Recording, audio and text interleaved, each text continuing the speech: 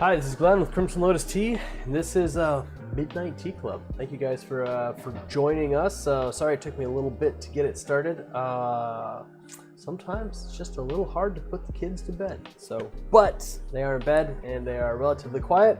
Hopefully you guys can't hear anything. Let me get some stuff set up over here on the YouTube side of things. Let me know if the music is too loud. I've got the music streamed right into our broadcasting software this time, which is pretty cool.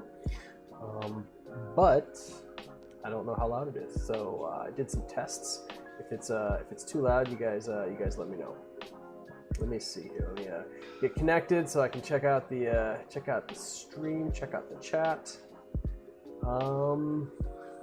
Not seeing it. Let's see here.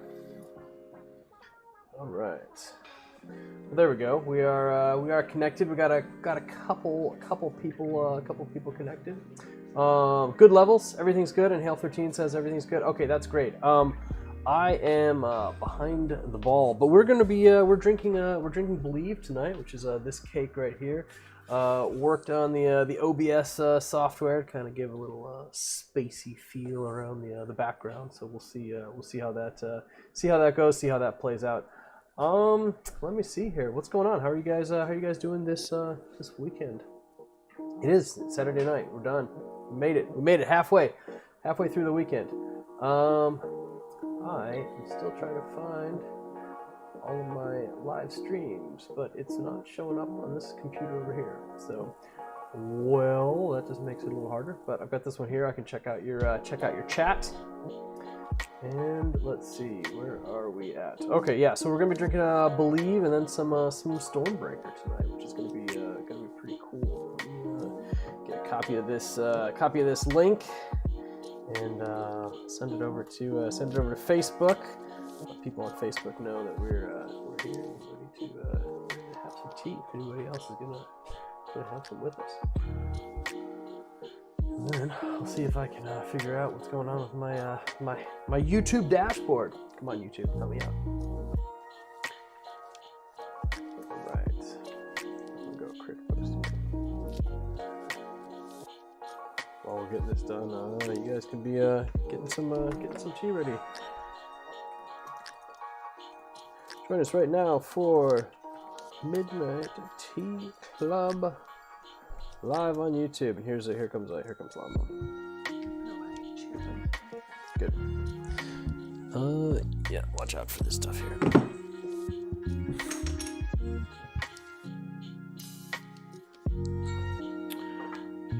All right, YouTube.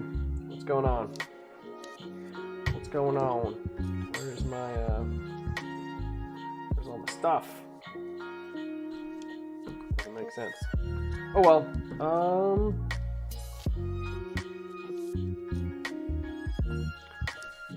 Let's see.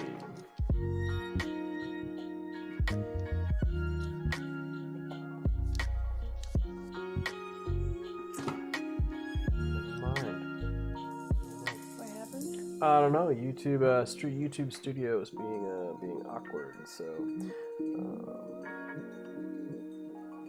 There we go. Joseph Burton's here. Ro is here.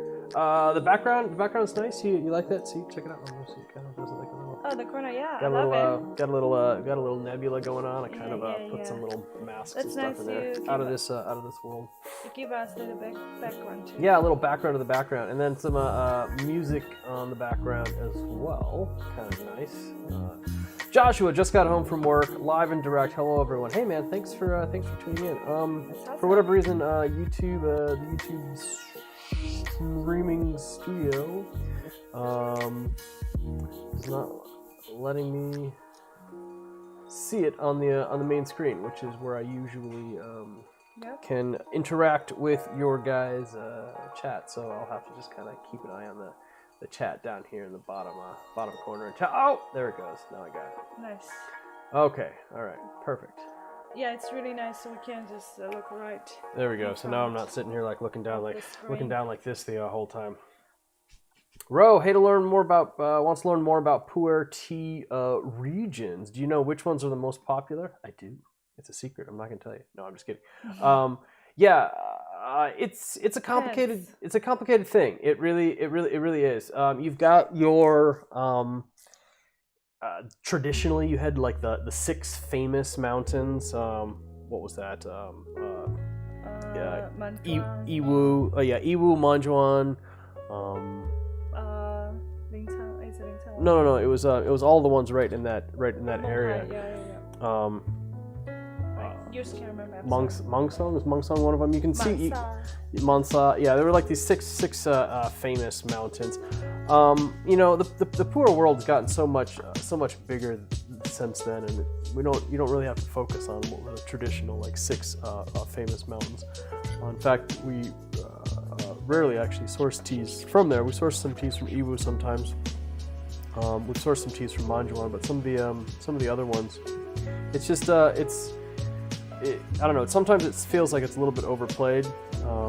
Everyone like swears that those are the ones that you have to get, when realistically there's a lot of really amazing teas for the price available and processed really well in other areas. I remember we passing the city called the pu'er city. We thought, wow, that's it. Yeah. That's the pu'er city. First it time. must have all the amazing tea there. Yeah. But actually, that's just the place people gathering. So they don't have tea. Yeah, traditionally even like pu'er city, the city that pu'er tea is named after. There's no good pu'er tea that's I think right now in Yunnan just have a big region, right? Like Lintan, Menghai, Xishuangbanna, that area, and but each big area have so many different mountains, and different mountains have so many villages. So it's really hard to tell which is the most popular. Yeah, and it's even in the West, when people get a little, I mean, I'm not trying to diminish your question, but sometimes people get a little peculiar or excessively interested in the details of the mountains, and when you're there, it doesn't always match the expectations. And so, like our first year, we had some people that were calling us out because they're like, "Oh, well, you're selling this tea, but this tea doesn't taste like the place that you're selling it from, and you didn't get it from there." And so we realized that there's a lot more to it. Every single mountain can have a lot of individual variety, and some people may think the most expensive tea is the most tasty tea, but it's not true either, because the reason it's expensive is because the supply is low. Yeah. Some places have a big supply, but tea also tastes really good, like Jingmai. Yeah. The price will never go too expensive. Hakkai, for example, as well. Hakkai has a lot of really amazing like old growth trees and stuff like that, and the price is not as expensive as relatively affordable just because of availability of it. Let's try.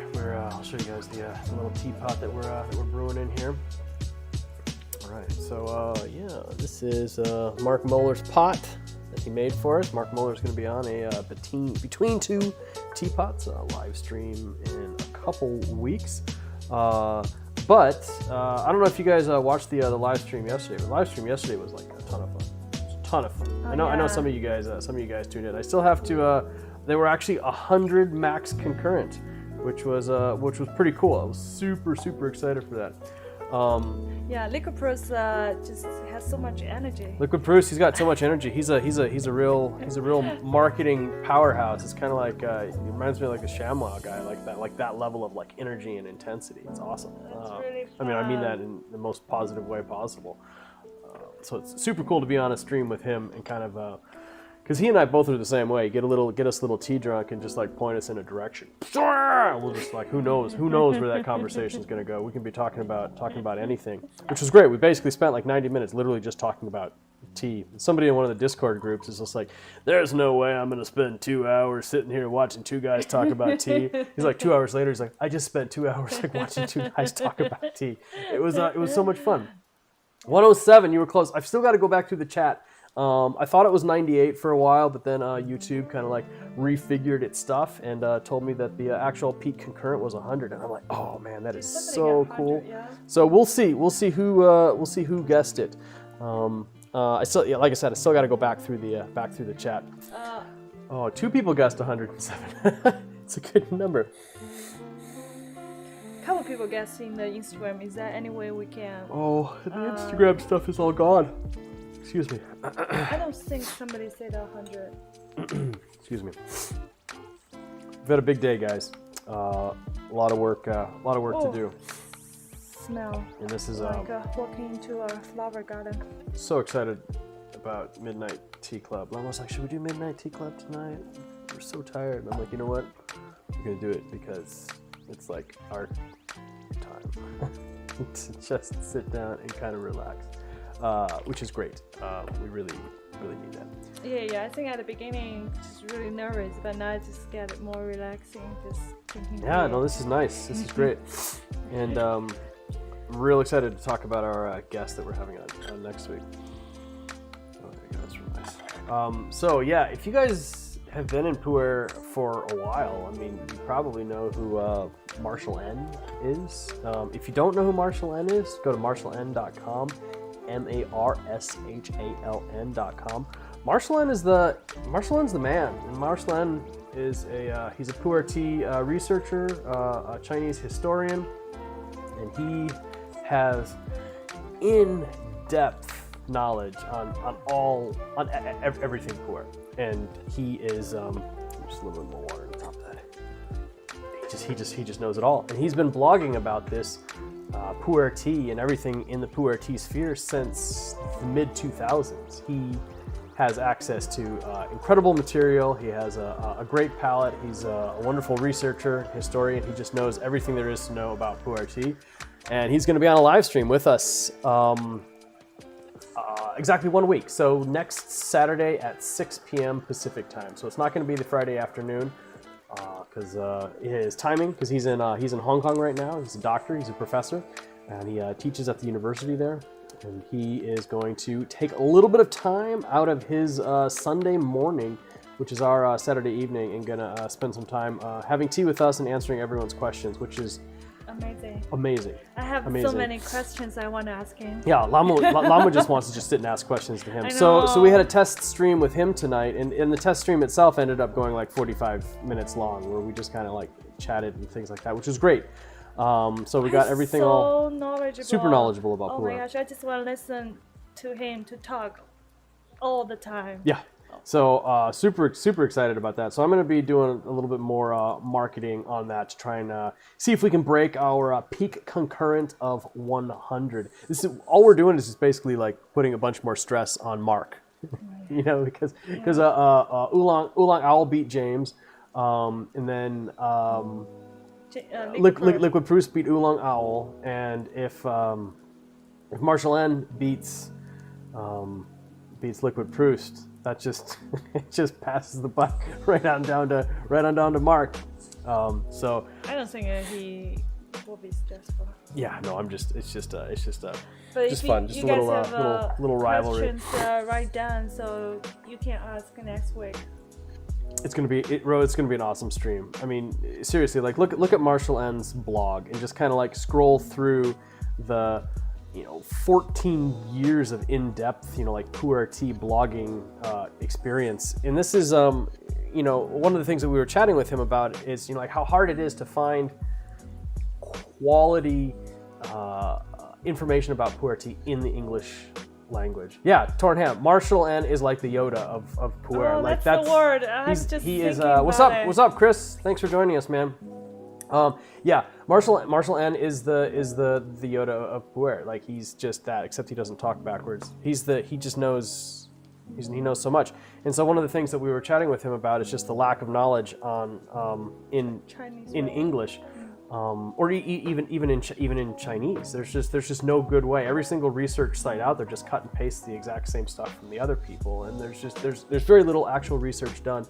And he spent 14 years just like putting all of his information online in his blog, available in English to the Western world. It's a incredible resource, and he no longer actually blogs as heavily as he did, but he still pays his blogging hosting and to allow the Western audience to have access to all the resources that he's got up there. That's which amazing. Is a really amazing contribution. He's a very he's the man. He's Yoda. He's a professor. Yeah, he is. Teaches Chinese history at the one of the institutes in Hong Kong. I'm so excited. I'm excited too. It's gonna be super cool. So, any questions that you guys have ever asked me that I just don't know, Marshall's the one to ask those questions for, because if he doesn't know, then there probably is no answer. And it's interesting to have such an amazing resource like that isn't tied to a business that's selling tea. You know, when I create videos and, you know, like when I create blogs and stuff like that, I really do want to get good pu'er tea information out there. But at the same time, like, can you really trust it? I am selling pu'er. You know, that's always in people's mind. He doesn't have any pu'er tea to sell, so he's just a consumer. He's just an expert. He's never even been to a Yunnan, but he just knows. He knows a lot about pu'er tea, and he knows what he likes, and he knows what he's going for. And so, he was saying a lot of what you'll find online, all these blogging resources, all of them have tea shops. They all have tea to sell. So at the end of the day, it's like you don't know. You know, you can't there's trust a little bit of doubt. I mean, you can trust them, but at the same time, it's like you just don't know. How do you feel about this cup today? Sure, it's beautiful cups. Okay. Thank you for choosing that. We're drinking Believe. I did not get a pre-announcement out, so I will. I'm gonna try and do a little quick post to Instagram. You guys will see how it's done, like live. This is a Crimson Lotus Instagram behind the scenes of the birth of a Crimson Lotus Instagram. It really helps having awesome teaware and a teaware table and stuff like that. Yeah. Oh, Mr. Remakes always forgets about these. Ends up having to catch up on 2x speed. You're here. You're not late. Congratulations. This is like Rose behind the scenes, behind the teapot. Yeah. Gotta get it set just right. No, this is usually where I sit, and it's great that this table has such a rich, nice, warm color. I'll see you. Oh, okay. So you're watching at double-X speed until you get caught up. Loving about 50 minutes. Nice, perfect. We'll see you in the future when we get caught up. That's funny. Oh, that's super fun. Awesome. And so for the comments, they will always come out live. I guess. So you're actually chatting. He doesn't even know we're talking to him because he's not actually here yet. That's amazing. Oh, I wonder if I can get the reflection of the TV screen in the background. No, I don't think it's gonna work. If you want my cups and stuff. No. It's I got just this one here. It's just that light up there, so bright. You kind of get down like that. Yeah, I like this table with the water on. Oh yeah, with the table with the water on, it just looks so pretty. The color is much orangish. Midnight Tea Club live now. Yeah. So, who else do we got lined up this month? I've got the month full of tea interviews already, guys. February's March. full. Yeah. Starting to get into March. February. So we've got Mark. We got Mark Moeller. We have T Monk Po. It's gonna come on. How cool is that? If you guys don't know who T Monk Po is, he's really awesome. He's got an amazing connection to pu'er tea from kind of like the spiritual side, which is really awesome. Midnight Tea Club live now on YouTube. We've got Oolong Drunk. Oh, that's awesome. He's gonna be on, and who else do we got? Why do I keep saying love now? Midnight Tea Club love now. It's live now. And dance friendly? Yeah, they'll probably be in March. Who else is in man, I'm running. It's all in my calendar. I got it all done. Midnight Tea Club live now on YouTube. All right, we got at least a little bit of Instagram going on. Hey, what is that brush you were using on the table earlier? Good question. These are tea table brushes. Look at that. This one's kind of cool because it's got like a nice like root end thing going. So I use these if I've got like extra tea detritus sitting around, and I kind of like I had a session earlier and had some stuff left over, and so I'm just kind of using it to just kind of like clean and brush off the stuff. Some people will use it to like brush their teapots and stuff like that. It's kind of fun. Sleep, Hunter, sleep. Actually, we do okay. I mean, we usually don't sleep I don't know till how you 2. can drink tea and then actually sleep. That's true. Jose's like, I was about to go to bed. Forget that. It's tea time. All right, man. Thank you so much. Thank you for joining us in Midnight Tea Club. The more the merrier. To be honest, that's really how it's really the way to do it. And tomorrow is Sunday, so no work. Tomorrow's Sunday. Yep. Let's see.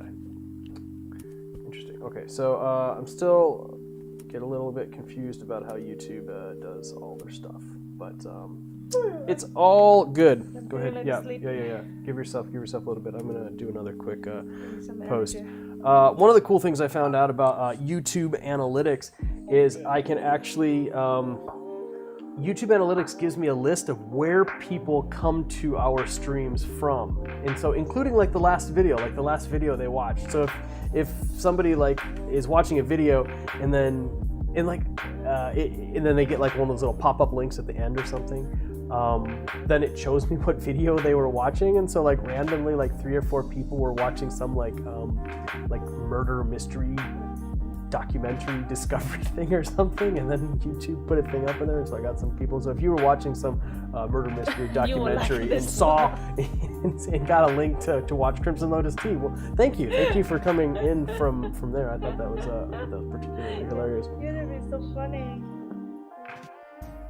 Well, as long as we, oh man, that's nice. It's juicy. All right, let me get another share going on here. Create this post. Bam. In the Facebook? No, this is like YouTube post or something. I don't know. Join us live now with a heart, and then I might actually toss one up on Reddit. I was talking to the mods on Reddit the other day, and they said that nobody has actually complained on Reddit about my Midnight Tea Club posts. So whoever is the core subset of RT who likes to flag my posts gets the moderator attention. Apparently they're not late night people, so it's great. That's awesome. Don't let them know. Chris, man, I'm just happy you're here. Like you could be drinking, like Diet Coke on the rocks. Don't worry about it. I'd be happy. Yeah. I'd be happy if you were if you were connected. So don't worry about it. But next time. Okay. Nice. Let's see. What are the rest of you guys drinking? Anybody got anything fun? If you're not drinking now, what were you drinking today? Did you guys drink anything interesting today? What did we drink today in Gongfu to go? I drank Kunlu Xiaochamu from no. I drank the Top of the Clouds from the session that we had yesterday with Top of the Clouds just always gives, and so it had so much more to give. So we drank, basically I just re-drank all the tea from yesterday. It was just so much I couldn't waste it. Bourbon last week. Ro is drinking a 2-liter jug of tap water. Chug chug, get it down. Get it done. More liquid, more better. All right, here we go. Jumping over to RT, guys. Jared is brewing the last of That's No Moon. Yeah, we don't have any more of that. It's all gone. Sorry, man. Sorry. You're gonna have to switch up to. I do have some cloudy days here. Jared's basically have my. Have a little similarity. Yeah. Similarities. Hey, Jared. Here's a question for you. I was thinking of wanted to get the kids a little ukulele, practice some instrument learning and stuff like that. Yeah. Let me know if you've got any suggested beginner's brand for stringed instruments. I mean, Gemma's just 4 years old, so it's I not don't like want to buy like expensive not like I'm one. gonna buy her something like super expensive. But I thought it'd be kind of fun to get her like little stringed instruments. She kind of likes playing some music stuff. So if you have any suggestions on beginners ukuleles that won't absolutely break the budget, because they're probably just going to music instrument best. Or should we just go straight to like violin classes from you at like 3 hours a day? Should we do that? I mean, she's 4. She's ready, right? I mean, she's behind the curve. I think honestly, I don't think it's too late for her to learn violin. It's too late. I think. It's too late. Violin probably is the hardest instrument, right? all their attention. Yeah, well, yeah. Lamlu's is like, I'm gonna learn an instrument. I'm gonna go on Taobao and I'm gonna order a guzheng. Why did I order guzheng? I know, that's what I'm saying. Yeah, but guzheng is much easier because each string have one It's much sound. easy when I tune it for you. Yeah. I broke a couple strings when I was tuning. Yeah. Guzheng's a lot of fun. How many hours did you play the guzheng last time we were in China? I'm busy with kids and deep business. Probably like 20 hours at most. Yeah, 20 hours at most. We put it in the over warehouse. It's good decoration too. The two-story house. Jared McFarlane says, try Guitar Center. Try Center for you. I was gonna drop by Kennelly Keys since they're pretty close to me. Do they not have a big selection of ukuleles? I guess Guitar Center makes more sense because it's designed around string things. Rose says, speaking of water, what type of water do you find works the best with tea? That's a big question. You've been using Seattle tap water. Number one, it really comes down to whether you can actually tell the difference. You know, if you can take the same tea, the same parameters, and you can try Seattle tap water or some fancy bottled water and they both taste the same, hey, doesn't matter, stick with the Seattle tap water. But if you can start to tell the difference and you think that one is better or versus the other, a lot of it comes down to your palate. We haven't been going to the spring where we usually get most of our water much this year because I don't like standing in big lines with heavy breathing people. No offense to people that are there. So we've been staying here, and we got just a simple Brita filter that we use for the Linwood tap water in for our sessions. That's been more than sufficient. But quality water's a rabbit's hole. I do you can pray go deep. for the Linwood spring water. I want to make tea. Somebody's asking about this. No, the Linwood tap water. The spring water there is awesome. So this is a filter that I use for the teas when I'm drinking.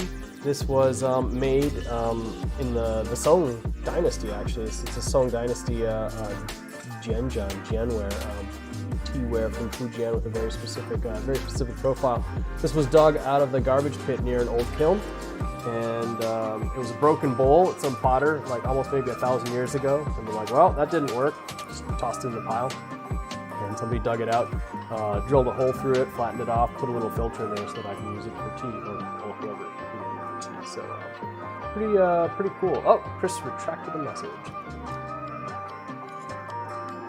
Jacob Hamlin, what's going on, man? Thanks for joining us. We're getting a nice little group. Kennelly Keys is also fine. All right, thanks, Jared. I went to stop by there today, but apparently they just like open up late on Saturday. They didn't open up until noon. Yeah, we have to wait for that. Had stuff to do. Had to keep going. So I'll probably maybe walk the kids on Monday or something. All right, Chris. Oh, hey, at least you're using some Crimson Lotus teaware. I mean, at least you're drinking the teas that you've chosen. Third Eye Boogie VM. What is going on? What's up to you two, man? Kalige Asmaranth, if I got that right. Hey, first time you're live, and tap water here is crap. Yeah, if you've got crap tap water, you'll know it. Like if your tea tastes like crap, you have to figure out something. When we're in Kunming, I can't brew tea with the tap water, so we have to have water actually delivered. And we tasted all the different delivery waters that were available, and found one that we really liked, and then that became our standard. So everywhere we go, we always use that brand. I think even in Washington State, different county, the water tastes different because we tried the wooden well water. Yeah. I do think that one have a strong, weird taste. Oh, it probably does. Well, Linwood water here is not that bad actually. Yeah. But you can go as far down the water quality rabbit hole as you want. You can get distilled water. You can like force mineralize it exactly to your own specifications. Get the exact like total dissolved solids just right. Like put in a little bit of this, put in a little bit of that. Like make it up in like 5-gallon jugs or something, and then make your tea out of it. You'd be absolutely floored at what water can do. You really think that you're drinking tea, but in a lot of cases you're just drinking the water, and it's the water that's carrying the tea. Water's critical. Kalige says, "Hey Glenn, messaged you a year ago about tea picks, but you may not remember me. I may not. We get lots of messages about tea picks, unless it was a specific message. I might remember or not. You've got a very peculiar name, so maybe use a different name in email. I might have remembered the name. Yeah. Third Eye Boogie VM, not sure, needs more testing, but I think to high alkalinity isn't best for tea. You're probably right. Jacob, not much going on here. Craving show and Dark Depths in particular, though, great stuff. We are working on Dark Depths 2, guys. Yeah. Just gonna put that out there. Dark Depths 2 will come this year. I think the Dark Depths, the first one, we don't have much left. Dark Depths 1's almost gone, guys. I'm just gonna put that out there. There's not a lot of Dark Depths 1 left, so we're gonna hope to. That's one of our goals this year is to find a way to replicate Dark Depths in a pretty decent way. Yeah, we got a box of samples right now. So later tomorrow. I got a box of show downstairs. We're gonna drink some show and we're gonna blend it tonight. I'm gonna go down to the Crimson Lotus Tea secret laboratory and we're gonna start mixing things up. We're like, it's not black enough. We need darker tea. Mama, give me some dark show. Let me drop some ink inside. Where's the squid ink? That's it. That's how we get things done, guys. That's it. That's how it happens. You're seeing behind the scenes, Crimson Lotus Tea magic. Wait, this is POG. I don't know what POG is. Abdarian. Do we just drink tea here? That's it. That's what I do. This is Midnight Tea Club. Midnight Tea Club is drinking tea. So if you've got some tea and it's midnight, it's always midnight somewhere. Put your kettle on, boil up some water, have some tea, tell us what you're drinking, and then we'll chat about it. So thank you. Welcome for joining us. Go get some tea. That's awesome. We've got another entry in the Midnight Tea Club. Awesome. Woo! Tea train.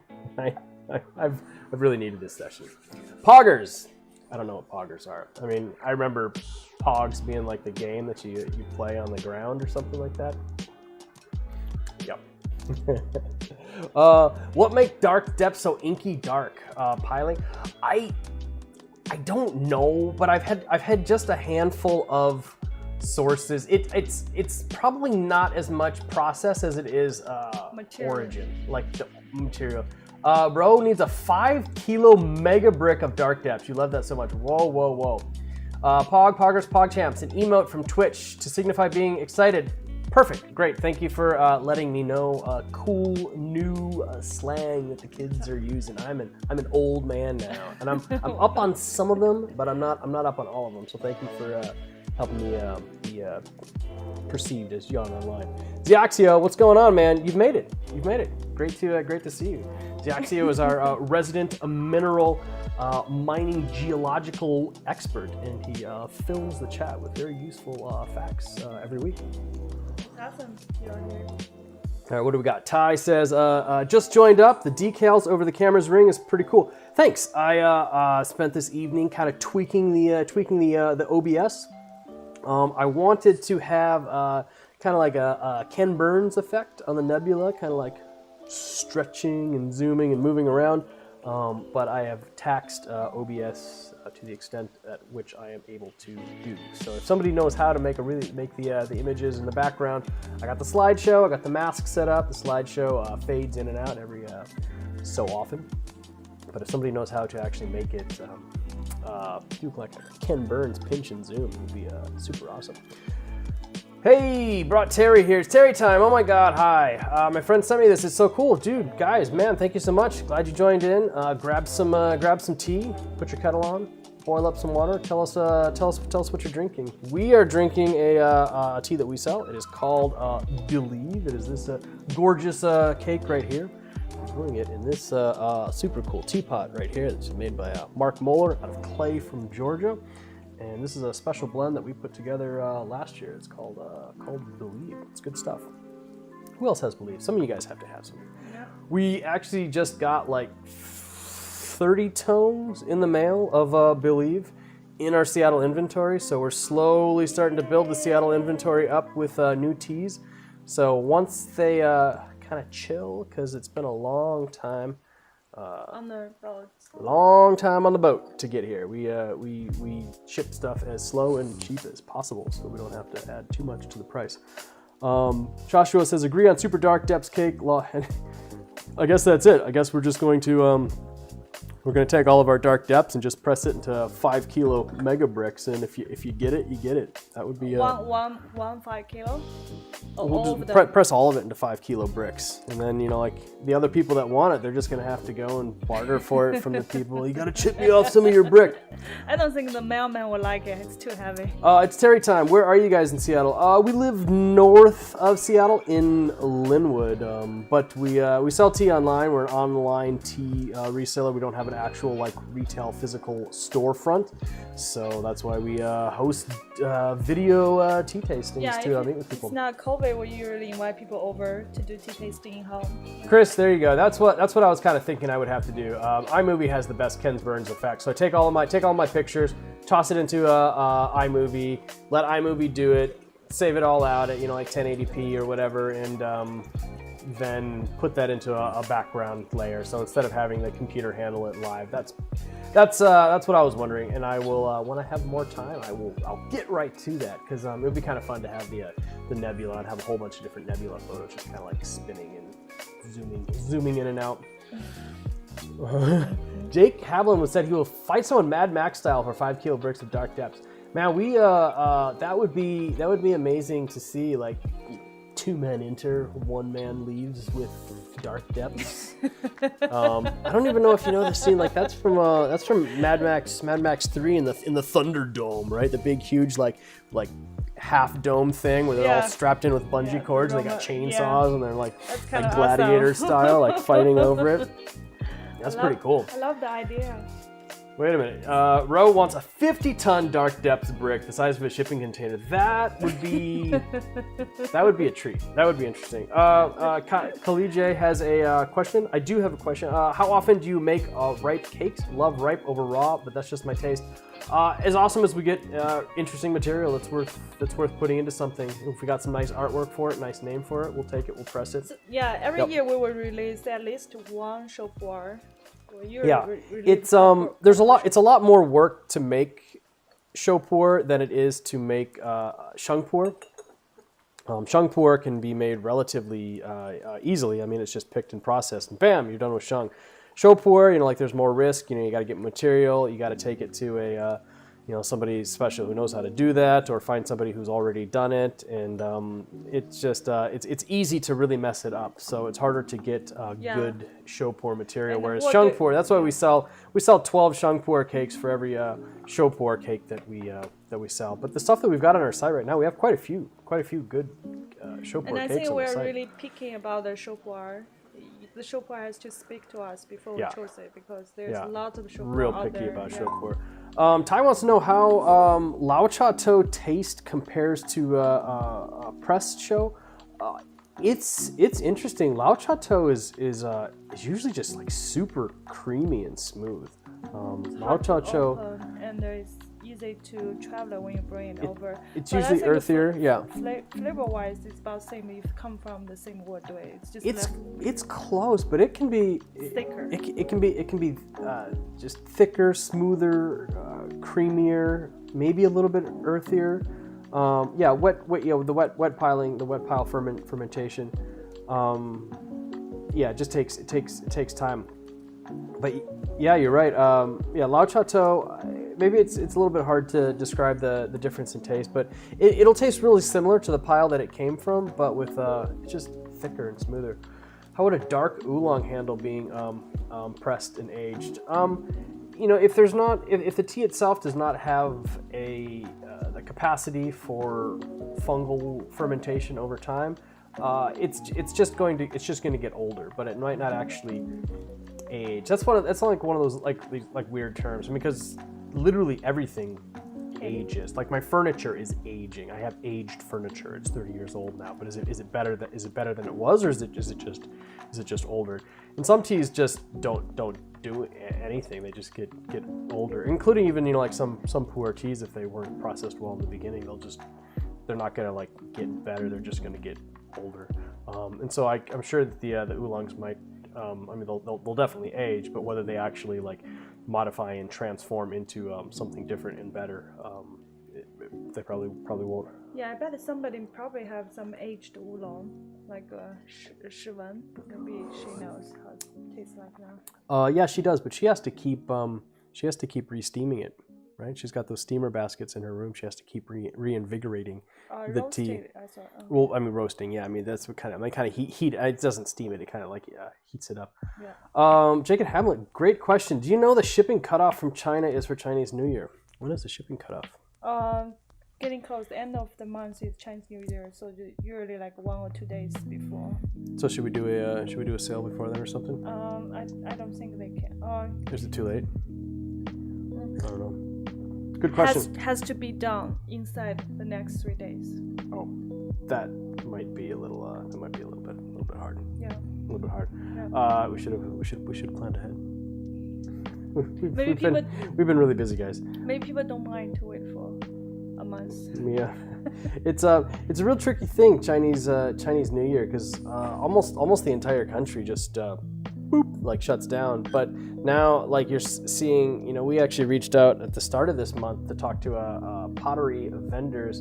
Oddbirdarian is back. Thank you. We're talking with the pottery vendors to have teaware made, and we wanted to get a jump start before the new year. And they're like, well, all the New Year guys everyone's already gone home, and so even people are even gone home early because they didn't want to beat the COVID rush. Darren, yeah, we are on Twitter, just Crimson Lotus Tea. Well, we use the global tea Discord, discord.gg/tea. You guys are welcome to jump on there. I'm not a moderator. I'm not an administrator. I am just a regular user on there. I'm Crimson Lotus Fan 76. There's a lot of really amazing tea people on discord.gg/tea. I don't really have the time to run my own Discord, but yep. You should jump on discord.gg/tea. Good group of people. Ask them. Tell them Crimson Lotus Tea sent you. Khalid J says, yeah, you placed your order last week. Nice. That was smart. It's interesting because the Chinese New Year follows the lunar calendar, and so it's different time every year. Sometimes it's later, sometimes it's earlier. Jared just ordered a cake of dark depths and samples of black gold and the Way. Dude, I think you're gonna like the Way. I think you're gonna like it a lot. I actually did. If you guys haven't seen, I put some new the Way shirt designs up on the site. I was gonna wear one tonight, but I completely forgot. Some new in the past. It was just like the black on white for the shirts, and that was really nice. But the reason why I couldn't put it onto other ones is because I lost track of my original digital files, and I literally only had a file that was black on white, so I couldn't put it onto other colors. It just bled all over the place. Didn't look right. So, but I got the original files back. Took them, tweaked them, got them set. It looks really nice on like olive drab green, and then I inverted the color so it's like red on black. Actually, go grab the shirts on the chair in my room back there. Show them off. Thank you, Emma. So Abdarian and Terry, what are you guys drinking? You went to get some tea. What do you guys got? Let me know what you guys are. Everybody wants to know. That's what we do. We talk about what we're drinking, and we share stuff. Give me a sec here, guys. So yeah, for the first hour, we drink some sheng, and then we switch to some shou. There you go. Look at these ones here. Wow, those are awesome. Yeah, no, that looks. Sorry about that. I left that there. That looks pretty cool. I like that design, and it works out really nice. Let me see the green one. I'm a big fan of olive drab military green. I thought that looked pretty cool. So these are my test prints, and they actually turned out pretty nice. So got some fun new. Maybe I probably need to make some hoodies or something with that to post that design up on there too. I like even if nobody else actually buys any t-shirts and stuff, which people have been buying some. I just like to wear my own brand. I love my shirts. Wear my own clothes. Oh, my friends love it. We don't actually buy clothes for ourselves anymore. Just Crimson Lotus. Just Crimson Lotus. We're fully clothed in Crimson Lotus. Need to get some baby kid Crimson Lotus kids line. Oh, the Christmas we can give shirts That's to it. all the Yep. relatives. Oh, Abdarian, thank you so much. That was great. Thanks for posting some pics on Twitter. Yeah, we're a little bit more active on Instagram, but I've got a Twitter account, and I certainly interact with people on there when I can. Oh, Chris wants the 3/4 sleeves. Well, see, I go for the full sleeves, but then I'm always pulling them up. Nice. So, Abdarian, you've got some David's tea, a calming chamomile, and Mother's Little Helper. Is that an actual brand name, or do you actually have Mother's Little Helper in there? Such cute I won't judge. name. Mother's Little Helper. Aww. Yeah. Yes, Mother's Little Helper is an interesting. Is that my daughter? No, Mother's Little Helper is a reference to the drugs that mothers used to give their kids to make them take naps in the afternoon when they were too loud. It's like, I'm just going to give you a little bit of Mother's Little Helper, and then like the kids would just pass out all afternoon, and the mom wouldn't have to worry about it. I remember our pediatrician recommended us during the flight. He said you can give this to the kids. Yeah. It's an people. airplane. Trust me, it's not for you. It's for every single other person on the plane. Everybody understands. That's the actual name: peppermint, lemongrass, and valerian root. That will certainly relax you. I love peppermint. Love the aroma. Kalije, how do you plan to get Genshui Klee teapots made this year? I'm looking at 200 ml. We don't really do ones that big. I have a handful here right now that are looking for a good home that are about that size. Send me an email, crimsonlotustea@gmail.com. I'll take a picture of the ones that we have. I think in China people prefer a little bigger one. 200 ml is like smaller. 200 ml Chinese is still people. considered small for Chinese people, but we notice our customer here really prefer very smaller. they want 100 ml is about the average size. Excuse me. So that's what we actually try to do. So we're not going to have any 200 ml teapots made this year. Abdarian, you're close. Awesome. Local neighbors. Hello neighbor.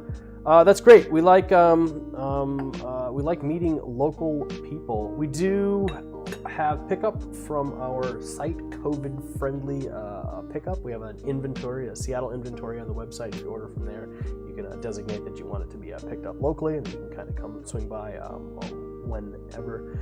And when we're not in a great COVID pandemic, we do tea tastings right here. But it's been a while, so which is why we started doing a lot more live video stuff. There you go, Mr. Remakes.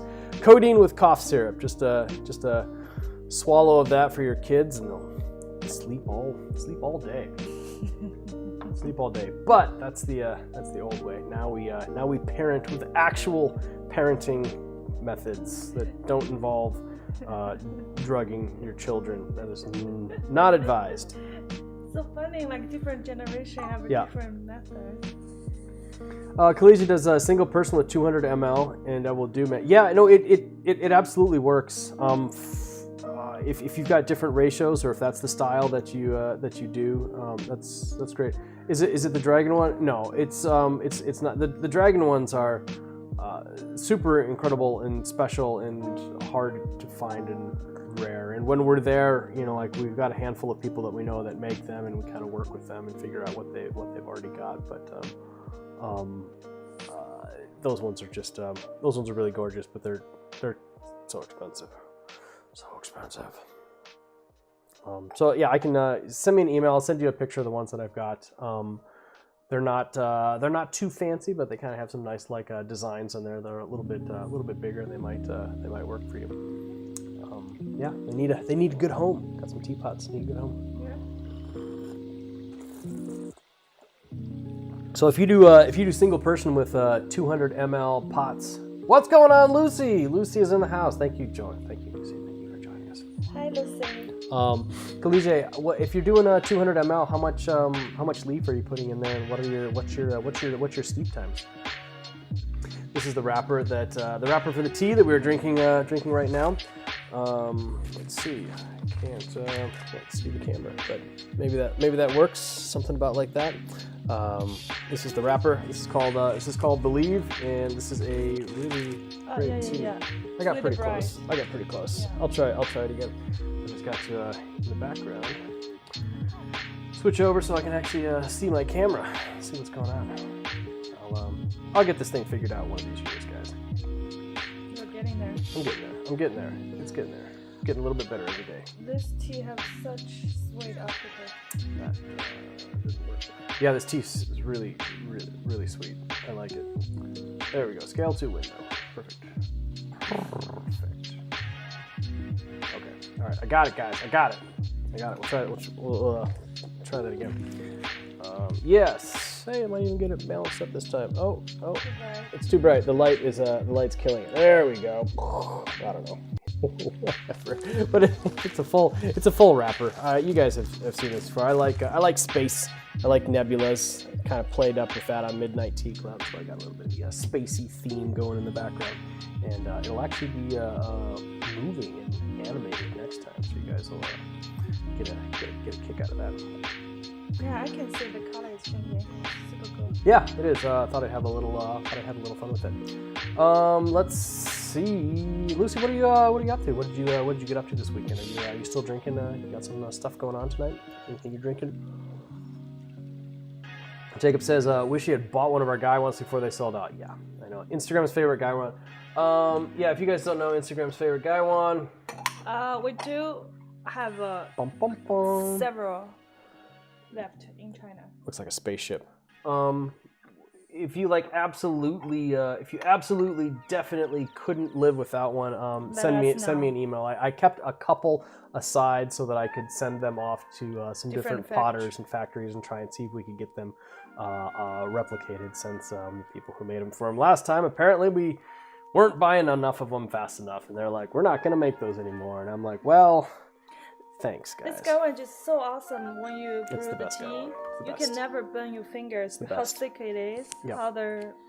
Kalija uses 8 to 12 grams and fast steep. Start with 10 seconds per steep. Okay, yeah, that can definitely work. It's just for a lot of our customers, they just want to use small pots. But if you've got your method worked out for the larger ones, it's great. Lucy almost broke out 2018 La Mana Gushu sold and singing. Ooh, that would have been a good session. We're switching to Stormbreaker after this in actually about 5 minutes. I'm gonna do one last nice big long steep of the shung, and switch to a Shopur. You're gonna be sad when you have it. The trio was something else. Jacob says you might have to do that, but I'd hate to take one of your stock from you. Well, it's not ones that we're using, and if I would be happy if it went to a good home. Yeah, not a problem with that. We've a couple times. So like we had these guys made in Huaning, and this one came really close to replicating it. There we go. We can actually see it side by side. Kind of see how good the potters did. Pretty close, and these ones are actually a lot of fun to use as well, because the clay is actually much thicker, so it's really good for holding in the heat. And it's got some really fun like drips and stuff in there. Yeah. And this glaze here will also do some fun crackling and things, which is kind of fun to see. But the problem is these were significantly more expensive than because also each one is handmade. Yeah, these ones are all. The other one they have molds, so it's really easier. Yeah, these ones are made in a mold, which makes them a little bit more affordable and inconsistent. And then the other ones were each one was made on a wheel. I love the green glaze too. Those very traditional. They Xiaxio, you'd love that town. I showed you that piece of agate or the necklace or whatever it was. The Chalcedony. Piece of Chalcedony I bought. That was actually from that town. So those each shop has their own recipe for glaze, and they'll go up into the mountains and they'll dig out whatever minerals or crystals or rocks or wood or bark or whatever it takes, and they crush it all up and grind up, make their own glaze paste. And each shop has its own specific like recipe, so that they get their own like shop style of the green. But like that green is it. Orlando Ramirez, what is going on? Better late than never. We're about to switch to Shopur.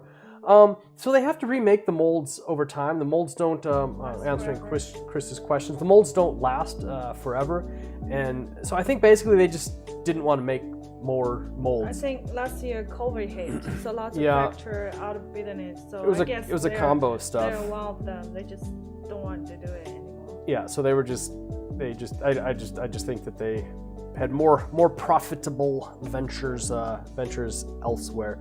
That's why if people who bought them over the years actually noticed subtle changes in things, because I don't think they actually did a good job about keeping a quality master, so they would have to keep remaking a new master and then make the mold off of that master, and so there were like subtle changes and things in it over time. I do like the original one. Yeah, the original one is one's pretty great. Yeah, I think we bring this one whenever we go to do the tea tasting in the mountains, because perfect size. You just need 10 grams.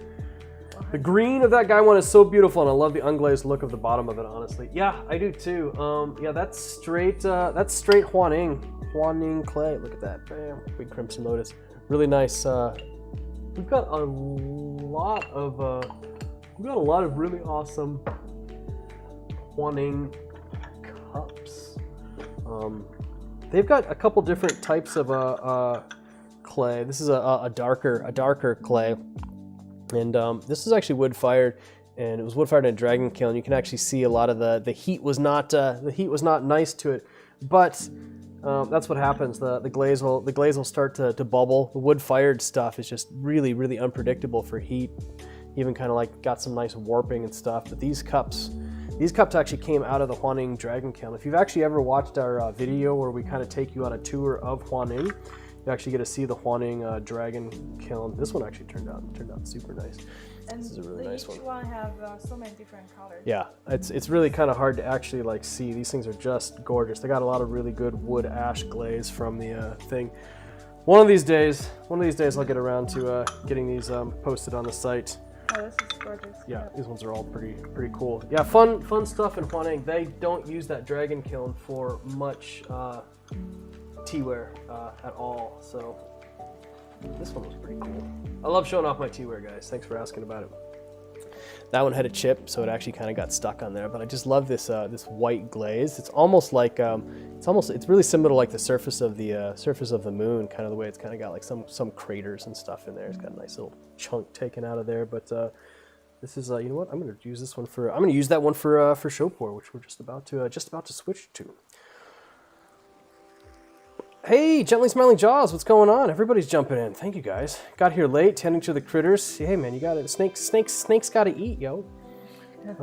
Glad to have you here too. We're about to switch to Stormbreaker. That's what we're gonna do. So if anybody's got any Stormbreaker around or another show pour, Crimson Lotus tea or not, I'm not gonna judge.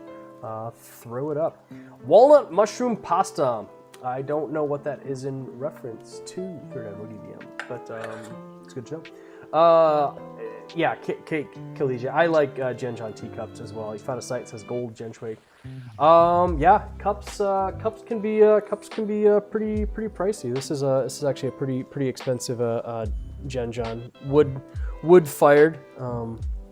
Really nice one. They're really gorgeous. Pink color inside. Really pink and super weird. cool.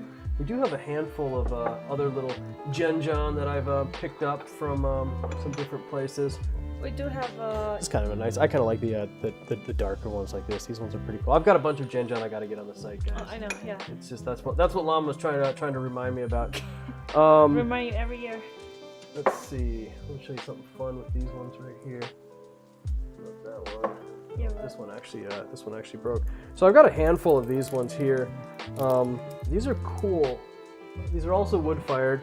Nice, super small little cups. They've got a really nice like vertical profile. Super fun, thick drippies. So these cups were made by one of the guys that we work with a lot, and he was commissioned to make these cups to give as gifts to the cast and crew of the first Ip Man movie. Which is pretty cool. And so these are these. Every time a potter is commissioned to make something, they always make 10% more just to handle loss and stuff. And so they didn't want the extras, and so he's like, "Hey man, I got these. Do you want them?" And so most of them, all the ones that actually had stamped on the bottom of it, you know, like Ye Gongfu, we sold all of those. So I kept the ones that didn't have that stamp on there because I figured they probably weren't as valuable. Lucy, twist my arm. Time for Stormbreaker. That's right. Awesome. Whoever's got some Stormbreaker. It's time. It's time. The party. We're switching gears. Switching to Stormbreaker. That means we gotta swap out this cake for the Stormbreaker cake. Yeah, I will grab it. Jacob loves seeing collection of teaware. Me too. I love ogling other people's teaware. This is a current cup that I'm quite happy with. This is from the Mark Moeller Lizella clay. Look at that. That is just wow, really, really nice. And it's got such a nice rough texture to it. It's just lovely. By the way, this teapot works pretty good with it. Yeah, that teapot worked really nice with me. There we go. Stormbreaker. Yeah, if you guys don't know, and I think most of you probably do, if you know what Stormbreaker is. So Stormbreaker is this really cool painting. Let me get that set.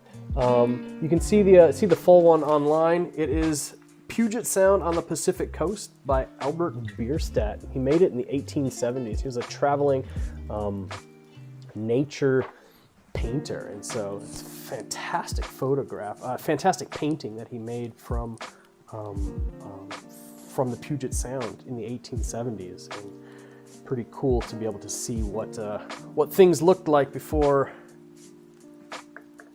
we came in and put a bunch of cities and buildings on top of all of it.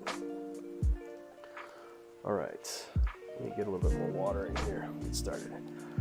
Which teapot are you gonna use? Oh, you want to use the guy one? Do you want to use that guy one? This one? Yeah. Yeah. All right, you guys. We're gonna switch things up. This is the guy one that we're gonna use. We're gonna toss in some. You right there, Lemo? Sorry, I just couldn't drop this stuff. I apologize. It's all right. It's all good. This is 10 grams. Good. Perfect. Sorry. Perfect. Jose says La Mana is intense. Had to stop drinking for a day to recover. Anyone says, yeah, no, La Mana can kick your ass. Like it absolutely can. Super high caffeine content, like mega strong tea. The bitter one or the sweet one? Yeah, bitter or sweet. It was probably you had probably some bitter gushu or something like that, or was it one of our La Manas? I've had some crazy sessions with some of those old like La Mana, La Banchang teas. We had one La Banchang that the let's get some more water there if it's did okay, all right. We had one session with a Lao Banchang that was about 10 years old, Maocha, super old material, and the guy just like stuffed it. It's from the oldest tree. From the oldest tree. Yeah. So King Tree Lao Banchang. He bought the tree in 2010. Kept all the material stored in a jar in his shop, big jar, like a big clay vessel like this, and he just like piled it on. So it was like Maocha like packed like this, and then he just started just brewing these super heavy strong sessions and killed me. Ty is gonna break out the Hakai Elemental. Nice choice. That's a really nice one. Oh, you will love that one. Really That's nice one. So good. Yeah, we just it's had definitely, like last week. definitely unique. It tastes so good. Yep. We need to. We need more things with thick drippy glazes. I like drippy glazes, guys. It was so funny because some artists apologized for us for those drippies. Yeah, one guy's like, I'm so sorry, all of your stuff has big drips on it. You're glad. Lom was like, we need a discount. Like immediately, like straight on. Like that's what she jumps to. I love it. Yeah. I love her. I married the right person. Actually, those look much cooler. So I think Chinese and the Western have a different preference. They actually want to know about cast iron teaware, popular in China. It is, but the Chinese quality for the cast iron stuff is really suspect, and you don't really want to have a suspect material that you're actually brewing a lot of your stuff in. So it's usually not advisable to purchase iron tea kettles in China, just as a general rule. Still, most of the best stuff is antique stuff from Japan, and it's really pricey. But most of the shops that we go to will have an iron kettle that they use from time to time in combination with other stuff. Kalije's teaware collection. You have Nishin clay teapot, Dwani coming in, Japanese clay teapot. So many Gaiwans. Think I've close to $1,000 in teaware. Wow. It adds up so fast. Like it really does. You're like, hey, I'm just gonna buy this Gaiwan teapot. Ooh, that's a good price. That's only $100. Then all of a sudden you're like, oh my gosh, your shelf looks like mine. You got like multiple shelves. Yeah. Hope you don't have a pet, because we know some customers have a cat. The tail will break so many teapots. The cats, customers' cats keep us in business. I've got no problems with customers' cats. Because it just means they gotta buy more teaware. It's a horrible way to look at it. I'm teasing guys. But some customers really good at the kintsugi to put the Yeah, the kintsugi. If you guys break your teaware, don't get rid of it. Gold. Just repair it with gold. Looks even better. Yeah, it does. All right, you guys. I'm just gonna give my stuff a quick rinse before I put it back on the shelf. Whew. It was extra bitter and from Bitterleaf. Yeah, there's 3 grams for 80 ml. You died a little. Yeah, that's 3 grams. Wow. That there is some ridiculously potent teas in Laumana. I still remember the first time I visited Laumana village. Yeah, one of the farmers brewed the Laumana for us. Yeah. Oh my gosh, just so bitter, so strong. Oh. I barely drink it. And then let me guess, it's sweet. Is it the sweet or the bitter? I said it's bitter. They said wrong. No, this is the sweet one. Oh no. Yeah. The bitter is. If you guys want a manageable Laumana experience, our Stone Lion Huang Pian is quite nice. Nice, palatable bitterness that is not mega overpowering. Xiaxio, been tired all day. Took a caffeine pill, then went to bed for a 4-hour nap. Still having a hard time staying awake. Man, just you got a lot of homework to do tonight. Just gotta pile through it. Teaware's in a cupboard with glass doors, pet proof. Smart. Yeah, you got a cat, right? Cats, something like that. What do you feel like? What cup do you want? So this is for you. Yeah, I'll use the white one. Just use that. No, the one over there. Oh. To match over. Some of you might not. Yeah, we actually had matching cups made for Instagram's favorite Gaiwan, which is now sold out. Do you want to show people the leaves? Oh. Kalija has a Genjan Gaiwan as well. It's $36 by 185 ml. That's not too bad. That's a pretty decent price. Genjan Gaiwan is beautiful. Oh yeah, that's the smell. That's the smell. Stormbreaker looks delicious. Just seeing those nugs go into the Gaiwan. Oh wow. It smells good too, guys. Yeah. Here, I'll toss a little smell-o-vision your way, guys. Good stuff. Good stuff. The person did the woodway. His skill and his wood factory always have a very unique flavor. Yeah, his stuff has a certain quality to it, which is that's enough. Just a little bit. Then I'll just boil it again. His stuff has a unique quality to it, and I think it really comes across in his teas. I gotta do one more wash on it. I gotta wait for it to steep up. There we go. Yeah, I can actually smell the Linwood tap just coming through a little bit on this. I'm gonna be doing some water experiments this year once I get some stuff figured out. Yeah, that's got such a nice quality to it. How would I describe that?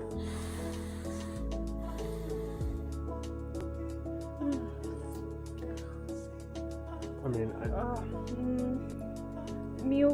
milk chocolate. Yeah, it's smooth. It's similar to like a milk chocolate for me, but it's more than that. I don't know. Sometimes like the first thing that like jumps in my head is not really something that sounds appetizing, but it's just where my memory goes to. I don't know. There's a certain brand of fish food I used to feed my goldfish. Just something about like feeding my goldfish just jumped right back into my head with this. I remember one time there's a tea. Yeah. Smells so strong. I tell you what, that tea smells like somebody didn't wash the feet for a long time. Like stinky socks. It smells like a locker room after a losing basketball game. It does smell like that. But good thing those aroma will be gone. Yeah. Yeah, it's so funny. Third Eye Boogie VM needs new clay. Broken several in another state. This cheap Amazon pot I bought shouldn't be used for anything. So whack. Yeah, we have a handful of really cheap teapots, and we let Baby Boss practice her gongfu with them, and then we turn around and assistant to the Baby Boss is carrying like the entire tray of teaware, and then he just dropped it. It's like, go! Okay. So oh well, grab another one. Even it's cheap one, I think we have that many left based on the speed. Yeah. I think you'd be surprised. I think I made like 5 downstairs or something like that. I've been saving them. Xiaxio used to have a cat. What did it? It broke something. Got rid of the cat. Oh, there we go. Sub Q, Laumana on your site. Haven't had. I may need to try it. When people say it kicks you down, what you mean?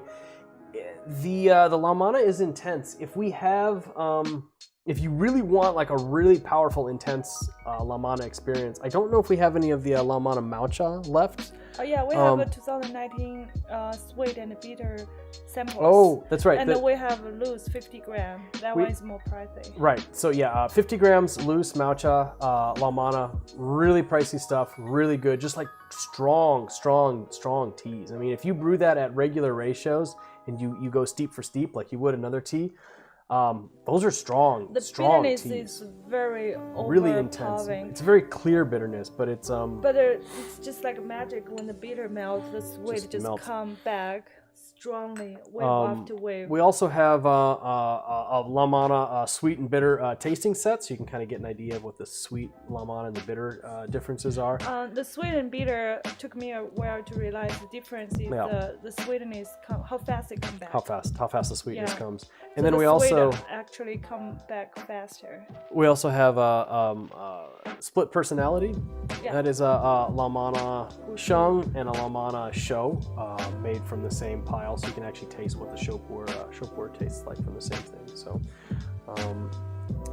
those are worth trying. Yeah, any of the Laumana stuff we have on our site is worth getting. But if you really want like that, like really strong like Laumana old tree experience, like that Maucha is probably the way to go, or the tasting set. The split personality Shou pu'er is still super strong. Split personality Shou is still really strong. The energy still. That's what we need to do. Well, maybe next midnight tea club. Next week I think it was Mark, like 6 p.m. Saturday. Yeah. And then midnight tea club right after. No? Should we do midnight tea club the Friday night then? Mix things up a little bit. You're not going to join me for a midnight tea club next week? We'll talk about it later. All right. I've been told my wife not to talk about that. That's it. That's the code word. Yeah, but a future midnight tea club we can do. This one have lots of things float on the top. I know. I love that smoke. That smoky. Oh, look at that. That one, like the way like that swirl happened. It was just like a tornado. Just like a nebula. Space nebula. It's one of the fun things about Shou pu'er, guys. Those ghosty, wispy, smoky, foggy stuff, which probably won't come through. It lasts in there for a second. But man, Stormbreaker's such a treat. Haven't had it in a while. How intense is the Stone Lion? I'm thinking of picking up a brick. Stone Lion's great. I mean, Stone Lion is as intense as you want to make it. It is Huangpian material, so it's more balanced. But yeah, Stone Lion doesn't mess around. I mean, that's a tea that like lets you know that you're drinking it. You don't have to mess around with that. Like you first steep, you're like, yeah, okay, this is a tea. This is a tea that's gonna make me pay attention. This taste reminds me of tiramisu cake. Tiramisu, yeah, I can totally see that. Yeah. Kalije, when you said you're in the tea Discord, yeah, discord.gg/tea. You want me to send pictures? It's a little bit easier to send pictures from my phone if you're on Instagram or via email. I don't use Discord on my phone. So if it's possible to just send me an email, or that would work. Deuces, y'all. What's up, Third Dad Biggie? Yeah, Lucy, 2018 Spring Gushu Trio you had. Hoping when this pandemic is over, you might be able to curate something like that again. Yeah, as soon as we're actually there in China, we have really awesome access to interesting like day of purchase type things. But when we're not there, we kind of stick with reliable vendors who are tried and proven farmers that we've worked with in the past, so we can kind of have do things remotely. Don't have to worry as much about like quality and things like that. Quartz crystals get those wispy phantoms in them too. Midnight Tea Club every night. No, I couldn't do that. I couldn't do that. Yeah. As if we can find somebody to take care of the kids in the morning, then we can think about it. Xiaxia, if you would like to take care of our kids in the morning from 8 a.m. to noon, they're quite loud and hungry. So when every morning, the first words, hungry. They just like stand in the hallway, hungry. Like, all right, guys, all right, I'll get you some food. Starting to try and teach Gemma how to pour her own cereal, pour her own milk, but she couldn't get the cap off the milk the other day, so she just went into the corner and stuck her head on the ground and laid down, and she cried repeatedly until we got out of bed again, and I found out that she couldn't open the milk, and so it was like literally the end of the world. 5 a.m. Tea Club Monday morning. Well, I am doing a Monday morning matcha, starting at around 9, which is that's tough for me, man. That's tough. Yeah, Jacob's 21. He's also quite loud and hungry in the morning. Yeah. Everybody is.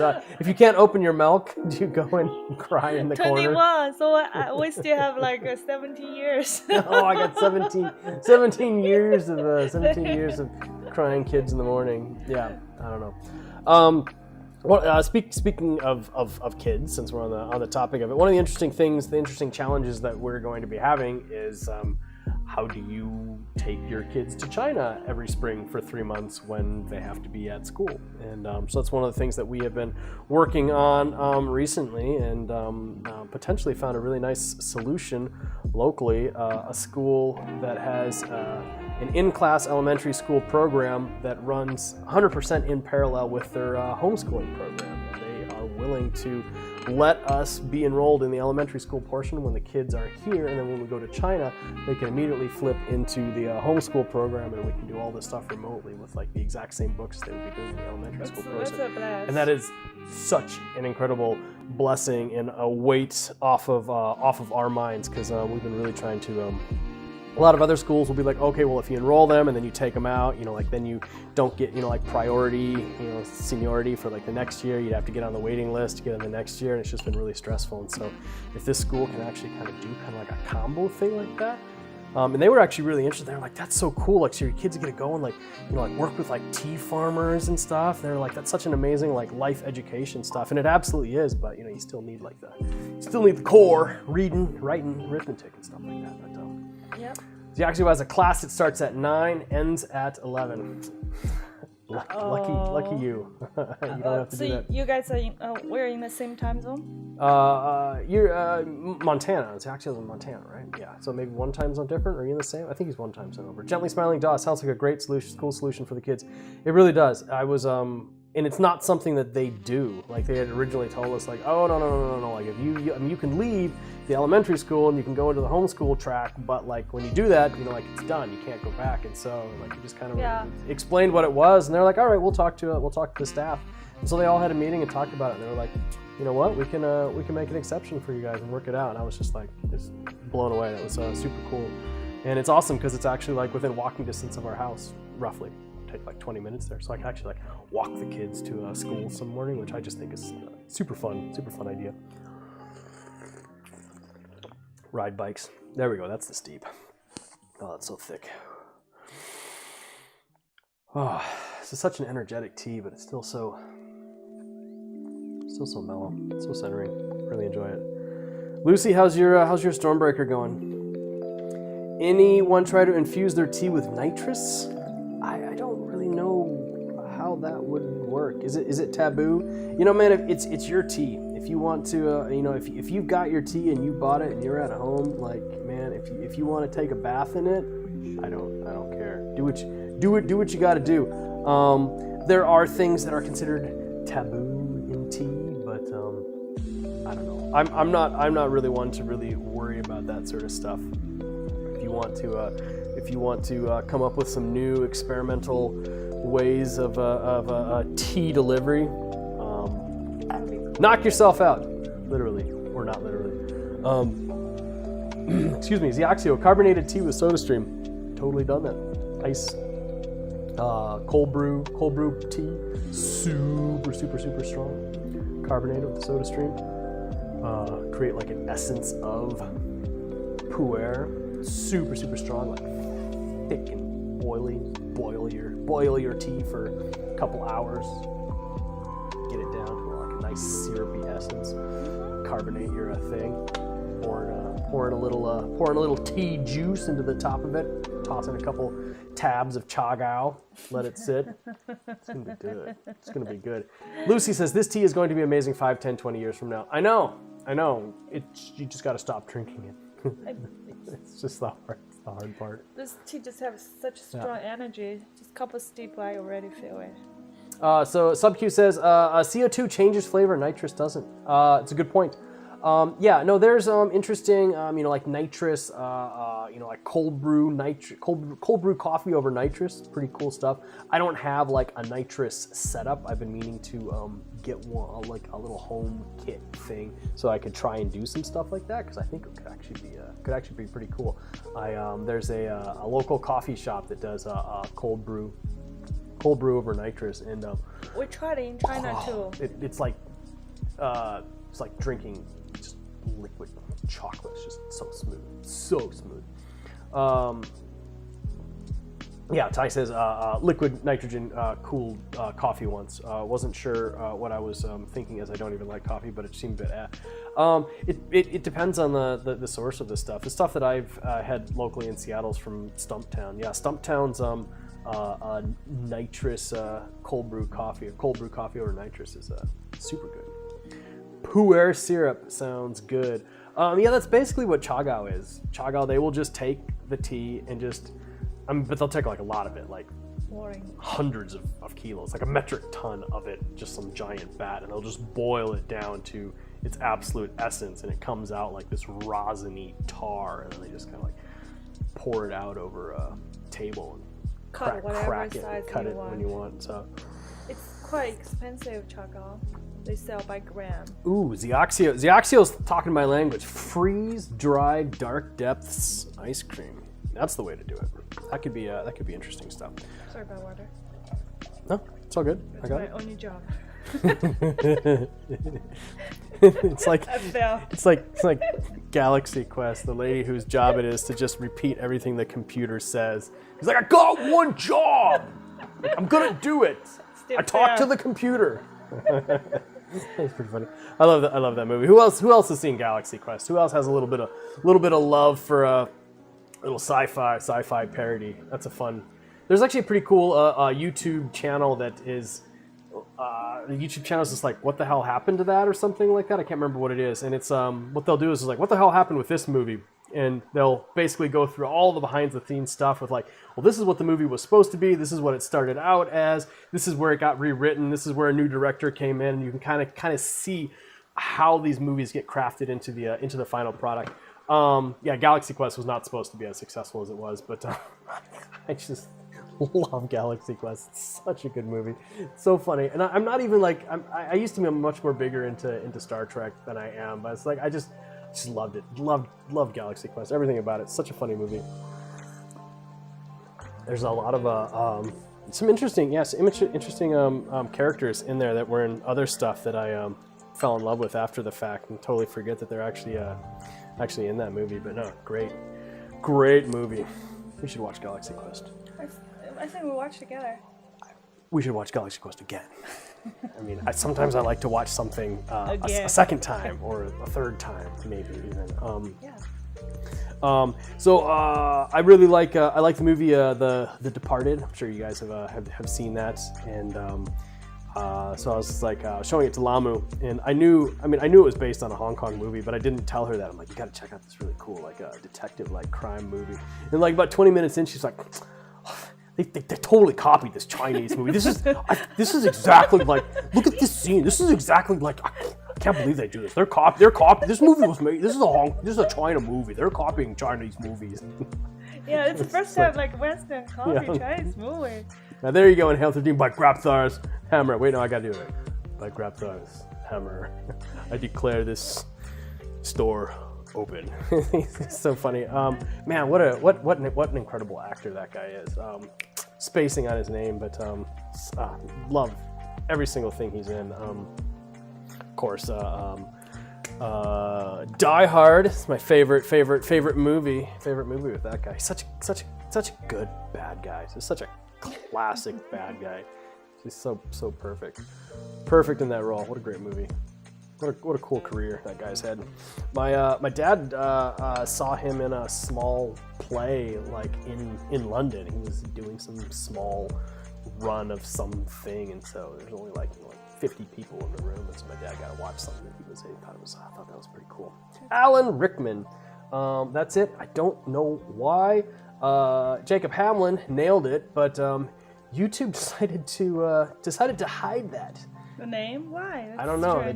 They don't like Alan Rickman. Poor guy. I don't know. What Poor did he guy. do? YouTube's blocked him. He actually makes a lot of ice cream.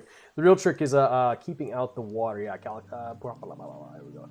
My mom and I watch Lamu and I watch Die Hard every Christmas. We watch Die Hard every Christmas. Become over It's not Christmas until Hans Gruber falls. That's it. I Love remember Brooklyn Nine-Nine. That guy also a big fan of. Oh, yeah, Brooklyn Nine-Nine's funny too. Yeah, he loves Die Hard. Yeah, my friend always posts like the same thing to Facebook. Like every Christmas Eve, he'll post this thing. It's just like, oh, like terrorist attack at Nakatomi Plaza in Los Angeles. Oh yeah, you showed me that. He I was posts like, that. what's going on? I posted that to Lama. I was like, Lama, check this out. Like, this is live. This is live from Los Angeles right now. And I was like, are you serious? There's a terrorist attack in Los Angeles? I'm not Nakatomi surprised Plaza? this year. Everything's possible. A lot. And then it took a little while, and then she's just like, Seriously. like, It's not even funny. it's not even funny. I thought it was totally funny. Sorry, Jacob. YouTube's, man, you don't even know. What was wrong with Alan Rickman? Sometimes I can look at something and I'm like, oh yeah, now I know why that, but I don't know. Everybody else type Alan Rickman into the chat and see if it blocks you. So Tanuki himself, Alan Rickman, yeah, that's great. It's just Jacob, sorry. What happened to you, poor guy? I don't know. That's pretty funny. Must be his name and Alan Rickman together created something. Oh, that's nice. That's right. I forgot Alan Rickman and Sheriff Nottingham and the Prince of Thieves. He's like, I'm gonna cut his heart out with a spoon. Why wouldn't you use a knife? Because the spoon would hurt more. I love it. Classic character. I love that. I don't think you've actually seen Prince of Thieves. Some classic Robin Hood. Loved Robin Hood. Robin Hood, yeah. Well, Loved Robin Hood. There we go. It's just you. All right, everybody else, type just Alan Rickman into chat and see who gets blocked. It just blocked Jacob Hamlin again. Sorry, man. YouTube just doesn't like you. It's not your night, man. It's not your night. That was your Alan Rickman test. Yeah, YouTube blocked it. They don't like it. It's pretty funny. There it is. It's literally just typing Alan Rickman into chat. Everybody who types just Alan Rickman into chat gets blocked. So that's Jacob, weird. It's not just you. It's not just you, Jacob. We figured it out. There we go. And Hale did it. Everybody, I've got to unblock all of them. That's what it is. What is it? That's so weird. Just typing literally just Alan Rickman. That's so funny. Your silver cups caught my eye. Do they need any special care? Not really. I mean, it depends. They're not going to stay like as super mega awesome and shiny. I don't mean to say they're not going to stay as awesome. They're not going to keep that super mega sheen. It's I don't know. blocked. We'll figure out what word it is eventually. You guys work it out. Work it out. Maybe it's Rick. Maybe Rick sounds like some other word like Alan, Rickman. Rickman. Is Rickman something? Is it Rickman? I don't know. It's not. I don't know. So like this is my silver cup right here. If you guys can see that, pop that over there. I can see it a little bit closer. That's my silver cup right there, and you can see it's like well used. It's got like a little bit of patina. Everyone's saying Rick. It's not Rick. I don't know. It's either Alan. I don't know. I don't know. That's pretty funny. Yeah. So this cup has certainly been well used. It's got a nice patina on it. I'm okay with it looking like that. I'm totally happy with that. You can get special like silver cleaning stuff to bring that original polish back. But so this is pure silver. Pure silver is really it's really soft. You could actually like dent it with your Alan Man. It's not Alan Man. It's if you put Alan and Rick and Man. That's so funny. We're cracking. Oh, it's Rickman. It's Rickman. It's there it is. Rickman. Ro just got blocked. We're getting a little bit closer, guys. It's Rickman together. We're getting a little bit closer. Ro just got blocked. It's Rickman. Rickman gets blocked. So we're getting closer. I've got to unblock those ones. Clement, hello, Slovenian guy again. What's going on? Started with your show pour. What about you? Yes. Rick Allen Man also got blocked. This is quite hilarious. Yeah, a question about silver. There's really not much that you have to do. It's so funny. Rickman Allen Man also got blocked. That's so funny. It's so funny. That's hilarious. We found an interesting like glitch in the YouTube algorithm. Yeah, silver. It depends on you. If you want to keep it super shiny, wash it and keep it. Allen Man Rick. That one I didn't have to unblock that one. So Rick and Man together, that's the problem. So it's Rick when Rick and Man are together, then that's what it is. This is highly entertaining. Yeah, you used to work for IT. Is this how people do to test the box? Yeah, this is what I do. I create a matrix of testing scenarios and things like that. So I used to work at I mean, some of you guys know I used to work for Second Life. I was in charge of management of the QA processes for everything that existed on the server side, which is quite a large process and undertaking. We had a new Patrick Man also got blocked. Good one. We had a large. We had a Second Life was starting to get to the point where they needed to filter out like G-rated content, PG-rated content, R-rated content. And the meetings where we actually had to sit down and define what PG means and how to filter on PG and what R means and how to filter on R.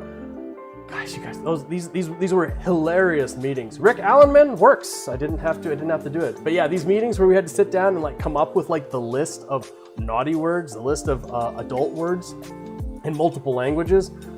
Highly entertaining. Like those meetings, like I'm still friends with all those people, and every now and then I'll like send them like a small snippet of the list, and it's always just hilarious. Like you guys don't even want to know like the depths of the internet that we had to troll to find every single possible like way that people might say like bad things and come up with a way to filter that. Was some of the stuff I don't really want to know. Some of the stuff I wish was gone. Just take it, toss it. But it was for work. Derek Man is also blocked by the hammer of Rick Allen Man. In Hail 30, it made it. But Jacob Hamlin's Derek Man, it doesn't like it. That is hilarious. That is hilarious. But Alan Rickman backwards, which I got. I'm good. I've got a little bit of dyslexia torn ham. I caught that. That one made it through. We just got to write stuff backwards, and we can trick the YouTube algorithms. Secret language. We're gonna come. That's so funny. So funny. That's hilarious. Don't even know why. Are you listening to lo-fi? Love the tunes. Oh yeah, I forgot. I do because I actually turn the audio off so that I can't hear it here, so I can just talk. This is a chill hop music on Twitch. We partnered with them, so we get to use their Henrik Man, also blocked. Manrick works, but not Rickman. That's great. It's something man, agree. Something man. Yeah, so this is Chill Hop Music on Twitch. Pretty cool stuff. Actually, I should have checked it. If it popped up like an ad or something like that in the middle of it, I wouldn't have known, and you guys would have gotten like an ad right blasting in your faces. So if it actually did pop up an ad, I apologize for it. I think it only does it right at the beginning. Heinrich, man. Oh, there you go. Switching to a foreign language. Tricked it. Yeah, Chill Hop Music on Twitch. Check out their stuff. Just a really cool, chill, mellow stream. Partnered with them. They let us put their music in the background without us getting flagged and demonetized. We're not actually even monetized, so it's not even really like we could get demonetized. Actually, if you're not monetized and you get demonetized, do they actually pay you? That would be interesting. 2 negatives make a positive. That could work. That's interesting. But yeah, Chill Hop Music. Check it out. Yeah, thanks for asking about that. I really love that little stream. If you're watching the stream live, it's great because they've got this animated graphic of this raccoon that's just walking around, just like chilling all the time, and kids love to watch it. I'll put it on the big screen, and just let the kids will just sit there for hours and just watch this raccoon like walk around this lake. They're just like they're like, he made it around. I've seen that boat. I'm like, yeah, he's just repeating it. Yeah, no, I can't hear the music. I'd have to put my headphones on because of the way I've got the audio and stuff set up on here. So I set it up when I'm doing these streams here. I don't actually. I mean, I could hear. Is the music getting crazy right now? No, the music should be fine. I mean, I can hear the music if I put my headphones on, but I just didn't want to.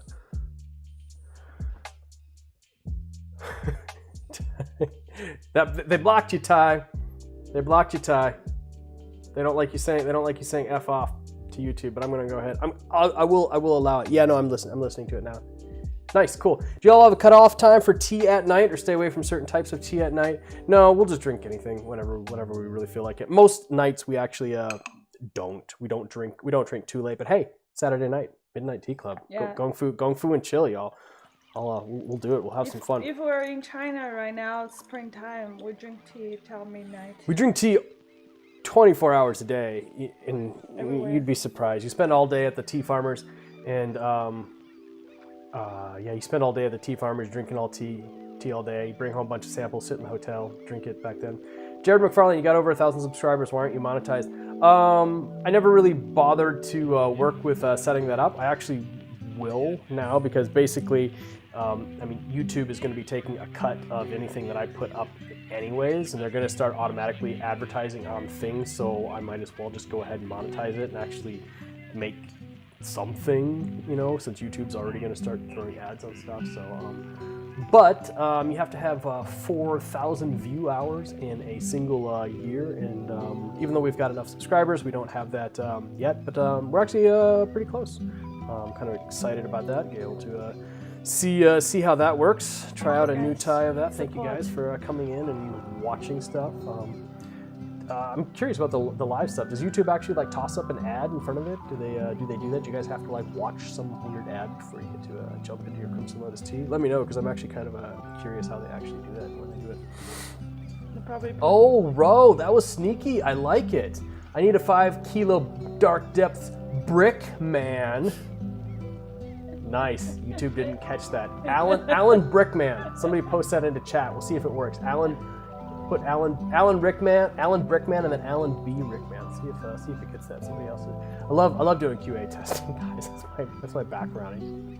Two decades of that, so it's hilarious. I know, Jacob, love it. YouTube so picky with their filter. It's hilarious. Gongfu and chill. Sub Q. Love it. Oh yeah. Jacobs, Ro's gonna fight you for that brick man. Alan Brickman, we figured it out. He's stuck. Alan Brickman is the Lego version of Alan Rickman. Nope, no ads. Okay, that's cool. Good to hear. Thanks, Jacob. Alan B. Rickman got blocked. Tie with the win. You got blocked. It's just, that's so funny. YouTube, hilarious. actually, when you go to the Tucson Gem and Mineral Show, man, I want to go with you. You see a lot of Chinese vendors drinking Dragon Well. That's literally almost all that people in China drink. Like that's almost literally the national tea of China. Even my grandpa sometimes drinking Dragon Well. Yeah, like her grandpa, like, you know, we go there, you know, we're got really high quality tea. We're bringing stuff back, and he's still like slinging just like the super cheap Dragon Well. Just drinks the same stuff all day, and you know, like I had him come over for a gongfu session once. And he's never had it with me again. He's just like, yeah. Every now and then I'll put some like tea in his cup. But like he knows right away. He's like, nope. He's like, I'm not gonna do that. He's like, give me my Dragon Well. It's like every restaurant you go, like even all throughout Yunnan, they're just drinking Dragon Well. And you ask them like, hey, what is this tea? And they'll be like, green tea. This tea is tea. They're like, why are you asking? You know, they don't know. It's always Dragon Well. Everyone drinks Dragon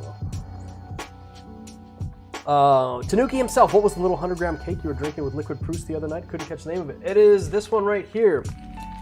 This is Radio KXQM. This is a Kunlu Xiaochemiu KXQM in Chinese. That's the name of it.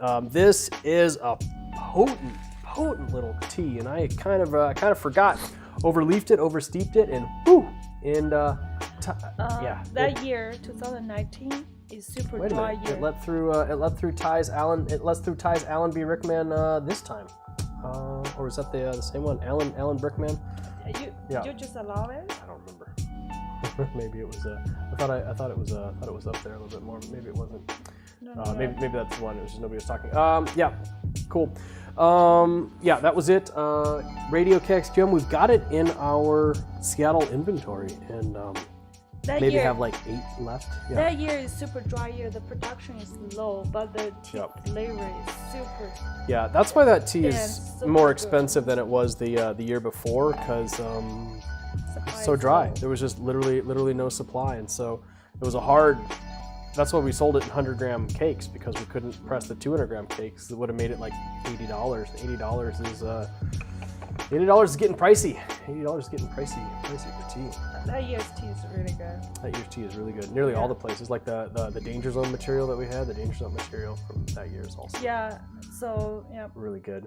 So it's hard to really tell whether the weather good bad is better for the tea or not. You know? Yeah, that's true. Supply lies, but the flavor actually more dense. Yep, it's interesting how the different years play into that. And it was something that confused me the first year, because it was like 2014. We're in China, we're in Yunnan, going to different tea shops, and talking to some different people. Like they were doing like same cake from different places, and like, oh, 2010 is this price, the 2011 is twice the price, 2012 is back to the same price, and I just couldn't understand it. It's like, well, why is the 2011 cake like so much more? And they're like, well, it cost more. And I'm like, I just didn't understand like why. It was hard to understand then how much the natural environment plays on individual productions per year. Mr. Remix, it's the weirdest thing to me. It's like Burgundians drinking box wine instead of Burgundy, although there are probably a lot of Burgundians who can't afford Burgundy. Maybe it's the same with pu'er. Yeah, so, and it maybe this is something interesting with Burgundy, but it's pu'er tea nearly always throughout all of Yunnan's history is an export product. This is something that they made for other people to drink. Primarily the Tibetans and the royal court. Nearly all pu'er tea for all of its history was almost always made exclusively for others to drink. So it's always this idea of like, well, that's what other people drink. And then there's always kind of like this grass is greener kind of thing, it's just like, oh, well, like these people over in Yunnan are like, man, Dragon Well, like I've heard so much about it, like, oh, Dragon Well is like the best tea ever. And so in their minds, like automatically it's more fancy. It's just more fancy because it's not the thing that you can buy on any street corner. So it just kind of goes, it's kind of interesting. It's a grass is greener thing. That's why it's really hard to find a lot of aged pu'er tea in Kunming, because they all export. Nobody ages when they realize it's getting popular, then people starting doing that. Yeah, most of the aged tea you can get in Kunming is 2005. Well, I mean, it's most of the aged tea that you can get in Kunming is stuff that was aged other places that then they bought and brought back to Kunming. So, which is kind of, that actually can work. Age something in hot, humid like Guangzhou for like 10 years, bring it back to Kunming, dry it down. kind of get like works out really nice. It kind of actually works the reverse for show. I kind of like show to have some good dry storage first, just because of the processing and all the wetness of it. I think if you take show pu'er and toss it right into a humid storage too early, I think it just gets a little too dank. Jacob Hamlet, do you think there will be a shortage in supply this year, given how COVID affected tea last year? I don't know, man. I think it's still just a little bit too early to tell. I think I don't know. Yunnan wasn't as affected by COVID directly, but there were some effects. But we didn't really see many supply issues. Because this year. Tea, the only supply character is the weather to impact the supply. Supply is still there. Just the demands last year. There was some there was some potential for like there was like supposed to be like a giant like locust swarm heading to Yunnan that was supposed to eat all the tea trees this year, but that's what I was worried. Are they going to eat the tea trees? That didn't really. Seems like they're okay. Didn't really entirely pan out. Yeah, it was like it came over from like Africa, like the big huge locust swarm, kind of worked its way up through Thailand and Laos, but maybe they'd eaten their fill on Thai vegetables before they made it up to Yunnan. That's awesome. But that was a concern. Xiaxia wants to find a high mountain cave in Montana and age some tea for a few years. I'm sure you can. I'm sure there's well, how high of a mountain? What sort of altitude are you looking for? Just out of curiosity, Xiaxia, what is the altitude where you live right now?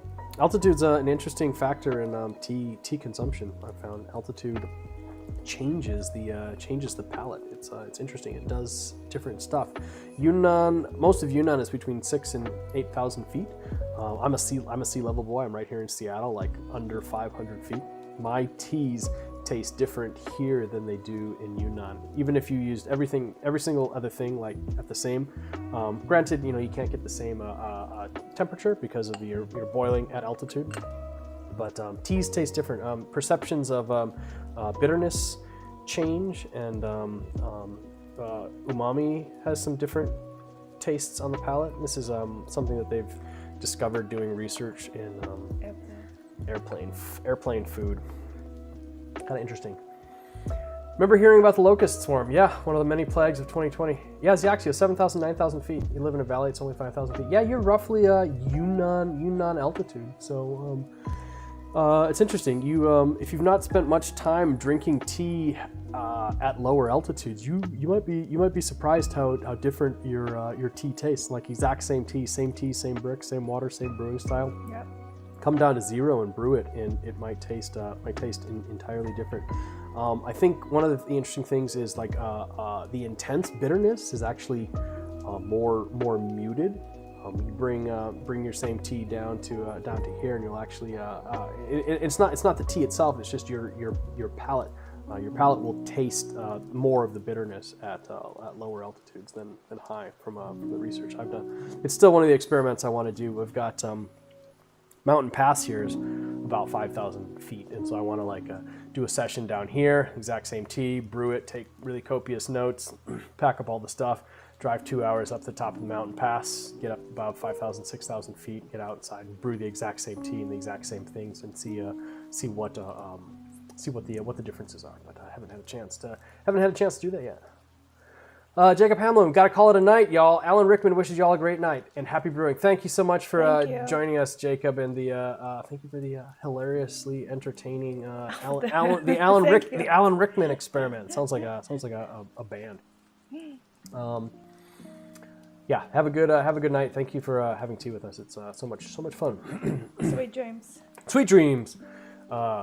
Is that a tea name? Is that a good tea name? Sweet Dreams? Could be. I don't know. I like it. Xiaxio says, I'd love to get some of the fresh scent of pine forest into the tea. Yeah, that's really nice. Would you guys buy a tea called Sweet Dreams? Is that too cliched? Is that overused? We're in the stage where we're like, we got new teas coming up. Gotta come up with some fun names. We have a tea called Daydream. We do have a tea called Daydreams. Sweet Dreams. Daydreams, Sweet Dreams. Yeah, we have a tea called Honeymoon. Then we have a Honey Bomb.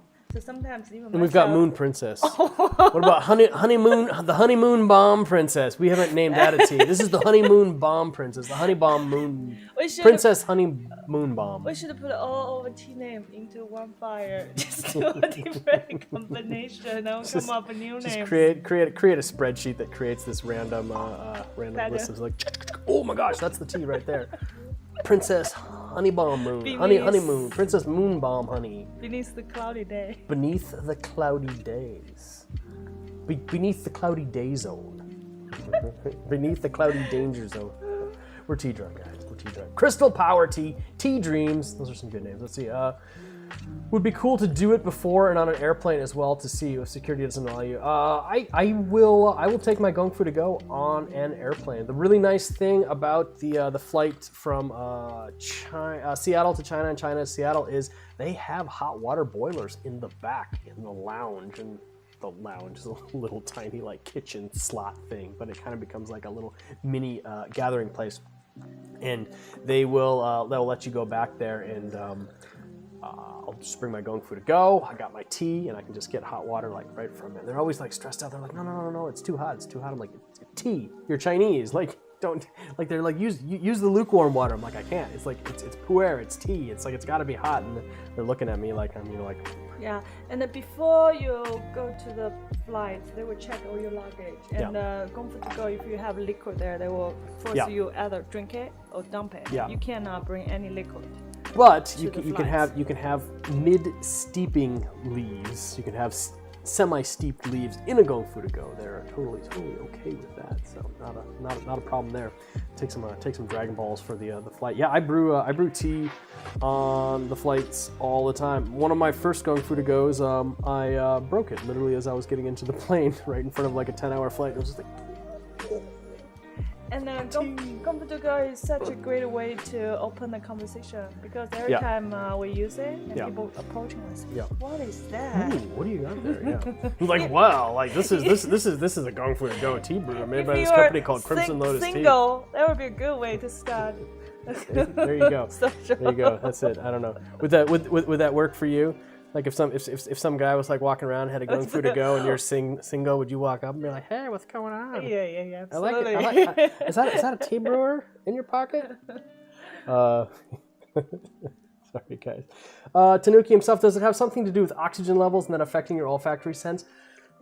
Maybe. I'm not entirely certain. I know. So I read this one report. These a bunch of French chefs were quite disappointed with early experiences with airplane food. You know, as flights got more expensive, people were expecting, in first class, we're expecting like a higher level of food and wine experience, and it was always just really bad. And so these chefs were making, doing like the best like food and wine pairings that they could, and then nothing tasted the same when they got up to altitude. And so what they did is they actually took a significant section of the fuselage of a plane in a research field in France, and they buried it 30 feet underground and designed it so that it could be like absolutely pressurized to the exact same altitude that it would be when it's flying.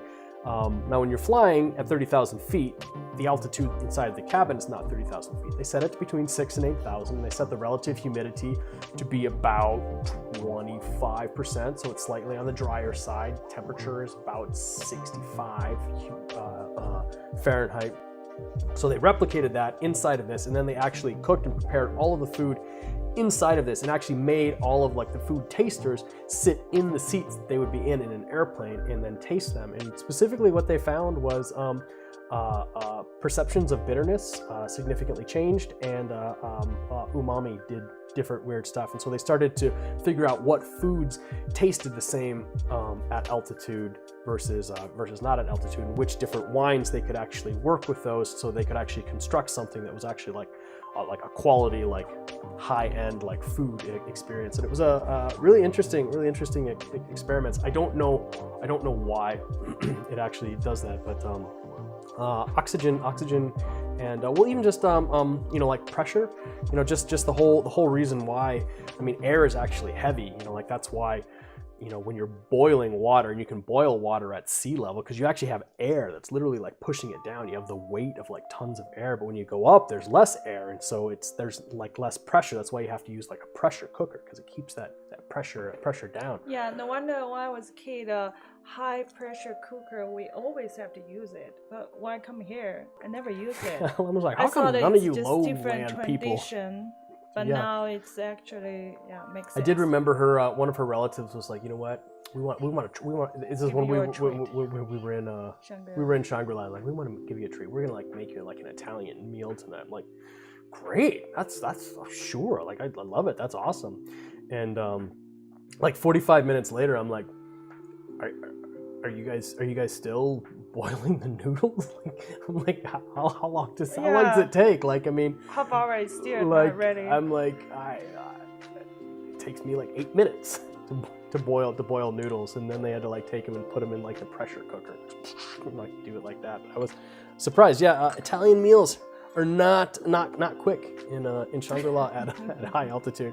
If you're above 10,000 feet and you're trying to boil spaghetti, it's not going to happen without a pressure cooker. 30 minutes later, it was still al dente. I'm like, that's some crunchy pasta, guys. That's why ginger ale tastes so good on a plane. I love ginger ale on a plane. When I was a kid, like that's what every time we flew, I would always get ginger ale. Love ginger ale on a plane. It tastes really good. Tastes so good. Yeah, Xiaxio, do some experiments. Like the next time you're out hiking, like take a tea that you really know, bring the exact same water, drink it at 5,000 feet. Like, if it's something you've had plenty of times, you're gonna know what that tea is. You're gonna have like a really good like sense of that tea. Take it and try it at 10,000 feet. See how different it is. I have to be a little careful when I'm in Tibet, even though her home is only like 10 or 11,000 feet. That's about where I start to get some interesting hypoxia, little altitude sickness. My body does not like the high altitude. Malamo and I were in Tibet? In Lhasa. Lhasa is about 14,000 feet. 14,000 feet's significant. I was fine flying in. The first couple of days, we just kind of like walked around, tried not to like stress ourselves out exercise-wise, but then eventually, you walk a little too fast, exercise a little too hard. Once that altitude sickness hits, all the hotels there all have like oxygen bottles. Now, that was me laying down with like a crunching headache. Feel every single blood vessel. Yeah, so the suggestion is if you travel to Tibet, it's nice to take a train or bus. Don't take the flights. Otherwise, your body will be. It's true. If you're that's it. If you're traveling to Tibet, actually take the train. There's a train from Beijing up to Lhasa. And it takes like a week, right? 3 or 4 days, something like that, and it's kind of slowly acclimates you up to the altitude. That's the way to do it. Tea lumps. Do you like pu'er cha tao tea? The cha gao? I've not really found any cha gao that I thought was better than what the material tasted like before. I think cha gao is some really interesting stuff. It's it would be interesting to know whether modern cha gao is actually like what cha gao paste was. They say it's close, but how do they really know what cha gao was? It's all gone. They drank it. It's hard to know. I've still been wanting to make some, get an interesting mold made, have some of our own little cha gao made. But when I actually have it, it just never seems like it's as good as the original material. But we just tried like several. We didn't try a lot of. We've tried a handful. Yeah. Maybe there is some really some good sheng cha gao, some shou cha gao.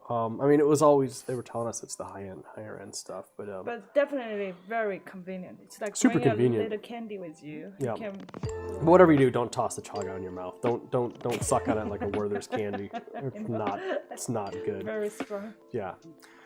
Xiaxio says, I am great at high altitude. Lucky you. Your dad used to guide on mountains 19,000 feet. Yeah, it's in your blood. It's not in mine. Like, I have a long history of a Viking ancestry. We are really good at low level. I guess on the other side, I've got some Swiss Alps blood in me, but I did not get that side. Hiking in Colorado, Pikes Peak. That's when I found. Above 12,000 feet. My body is not a happy camper, and it is. Altitude sickness is not something you want to get. That is no fun at all. You can literally feel every single heartbeat like pounding through your body like a sledgehammer. It's very dangerous if you feel that. You gotta get so sick. So sick. 45-pound pack at 10,000 feet hasn't been an issue for me. Lucky you. I could use you in China to carry tea at altitude. Xiaxio is the new tea mule. You're coming to China with us, man. I'm packing you down. You're gonna move tea for us. By the way, it's just another thing very interesting. All my relatives from Tibet, every time they travel to the low altitude, they actually has a problem too. It's too much oxygen, so they're very sleepy. I thought your relatives are always just really sleepy, anyways. No, really? No, if you go to low place. I thought it was supposed to make you like extra strong at working and stuff that's like true. that. If you run, you actually have more advantage. Yeah, that's it. But even so, the first couple. I guess that's why. Yeah, the U.S. Olympic team has their training grounds up in Colorado, so they train at high altitude. Yeah.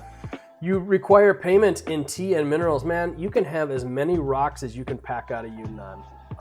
For free. Go for it. Like they're not my rocks. They're Chinese rocks. You can have it. You can have as many as you take.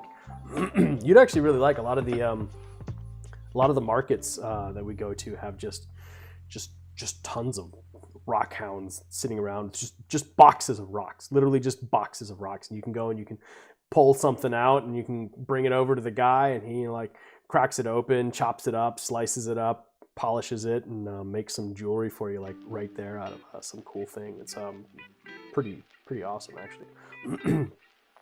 Ty says seasickness seems awful too. Yeah, I think seasickness is horrible. Thankfully, my family's been heavily involved in the fishery. I'm immune to it. Yeah, I don't seem to get sick. I don't seem to get sick at sea. I think I could, given the right thing. I've not really been like on a ship like in the middle of like a crazy huge storm, but I've spent a decent amount of time on some different boats, and I don't know. Seasickness doesn't seem to bother me, but that might be tied to my Viking ancestry. We're used to raiding and pillaging on boats. I've seen people get seasickness. It seems absolutely horrible. Yeah, I was on a snorkeling boat in the Great Reef in Australia, and they warned everybody like ahead of time. It's just like, you know what, go ahead, like take the medicine. You know, like you don't have to try and be like strong about it. But like if you don't take the medicine and you get sick, there's nothing you can do. You take the medicine ahead of time. And there's always like one or two people that don't, and then they got sick, and then they basically just like laid there the entire time as the boat's like just like moving around. It gets all choppy and stuff, and puking over the side, and fish are eating it. It's horrible.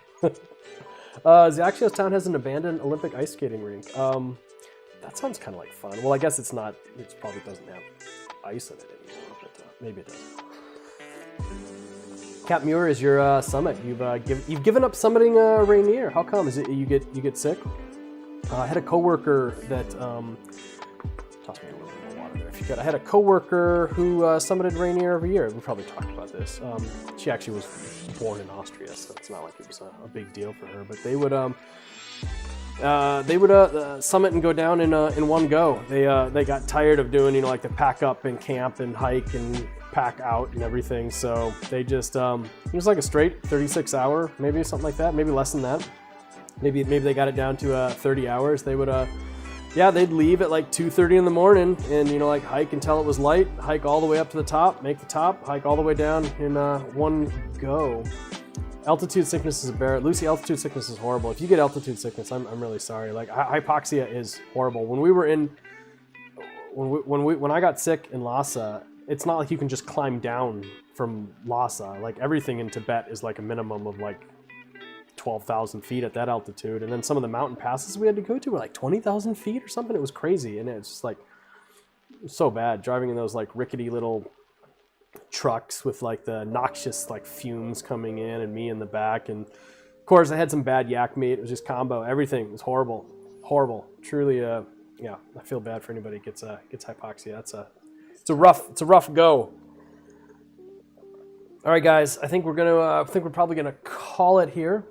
This has been a lot of fun. The 2 hours went quite quickly. Had a lot of fun with the Alan Rickman experience. Alan Rickman experiment. That was fun. Thanks for playing around with our late night stream silliness. I'll be back Monday morning. I'm gonna do it Monday morning matcha. I'll pick up something fun and some matcha. We'll brew it up. It'll be a lot of fun. It'll be a good experience. So if you guys are into the early morning tea, you can jump on and have a little Allen yak meat. That's good. No, I didn't. It worked.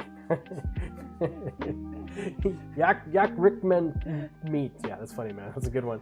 Awesome. Thank you guys so much for tuning in. Always great. A lot of fun. Hope you guys have a really good rest of your weekend. We love you all, and happy steeping. Happy steeping.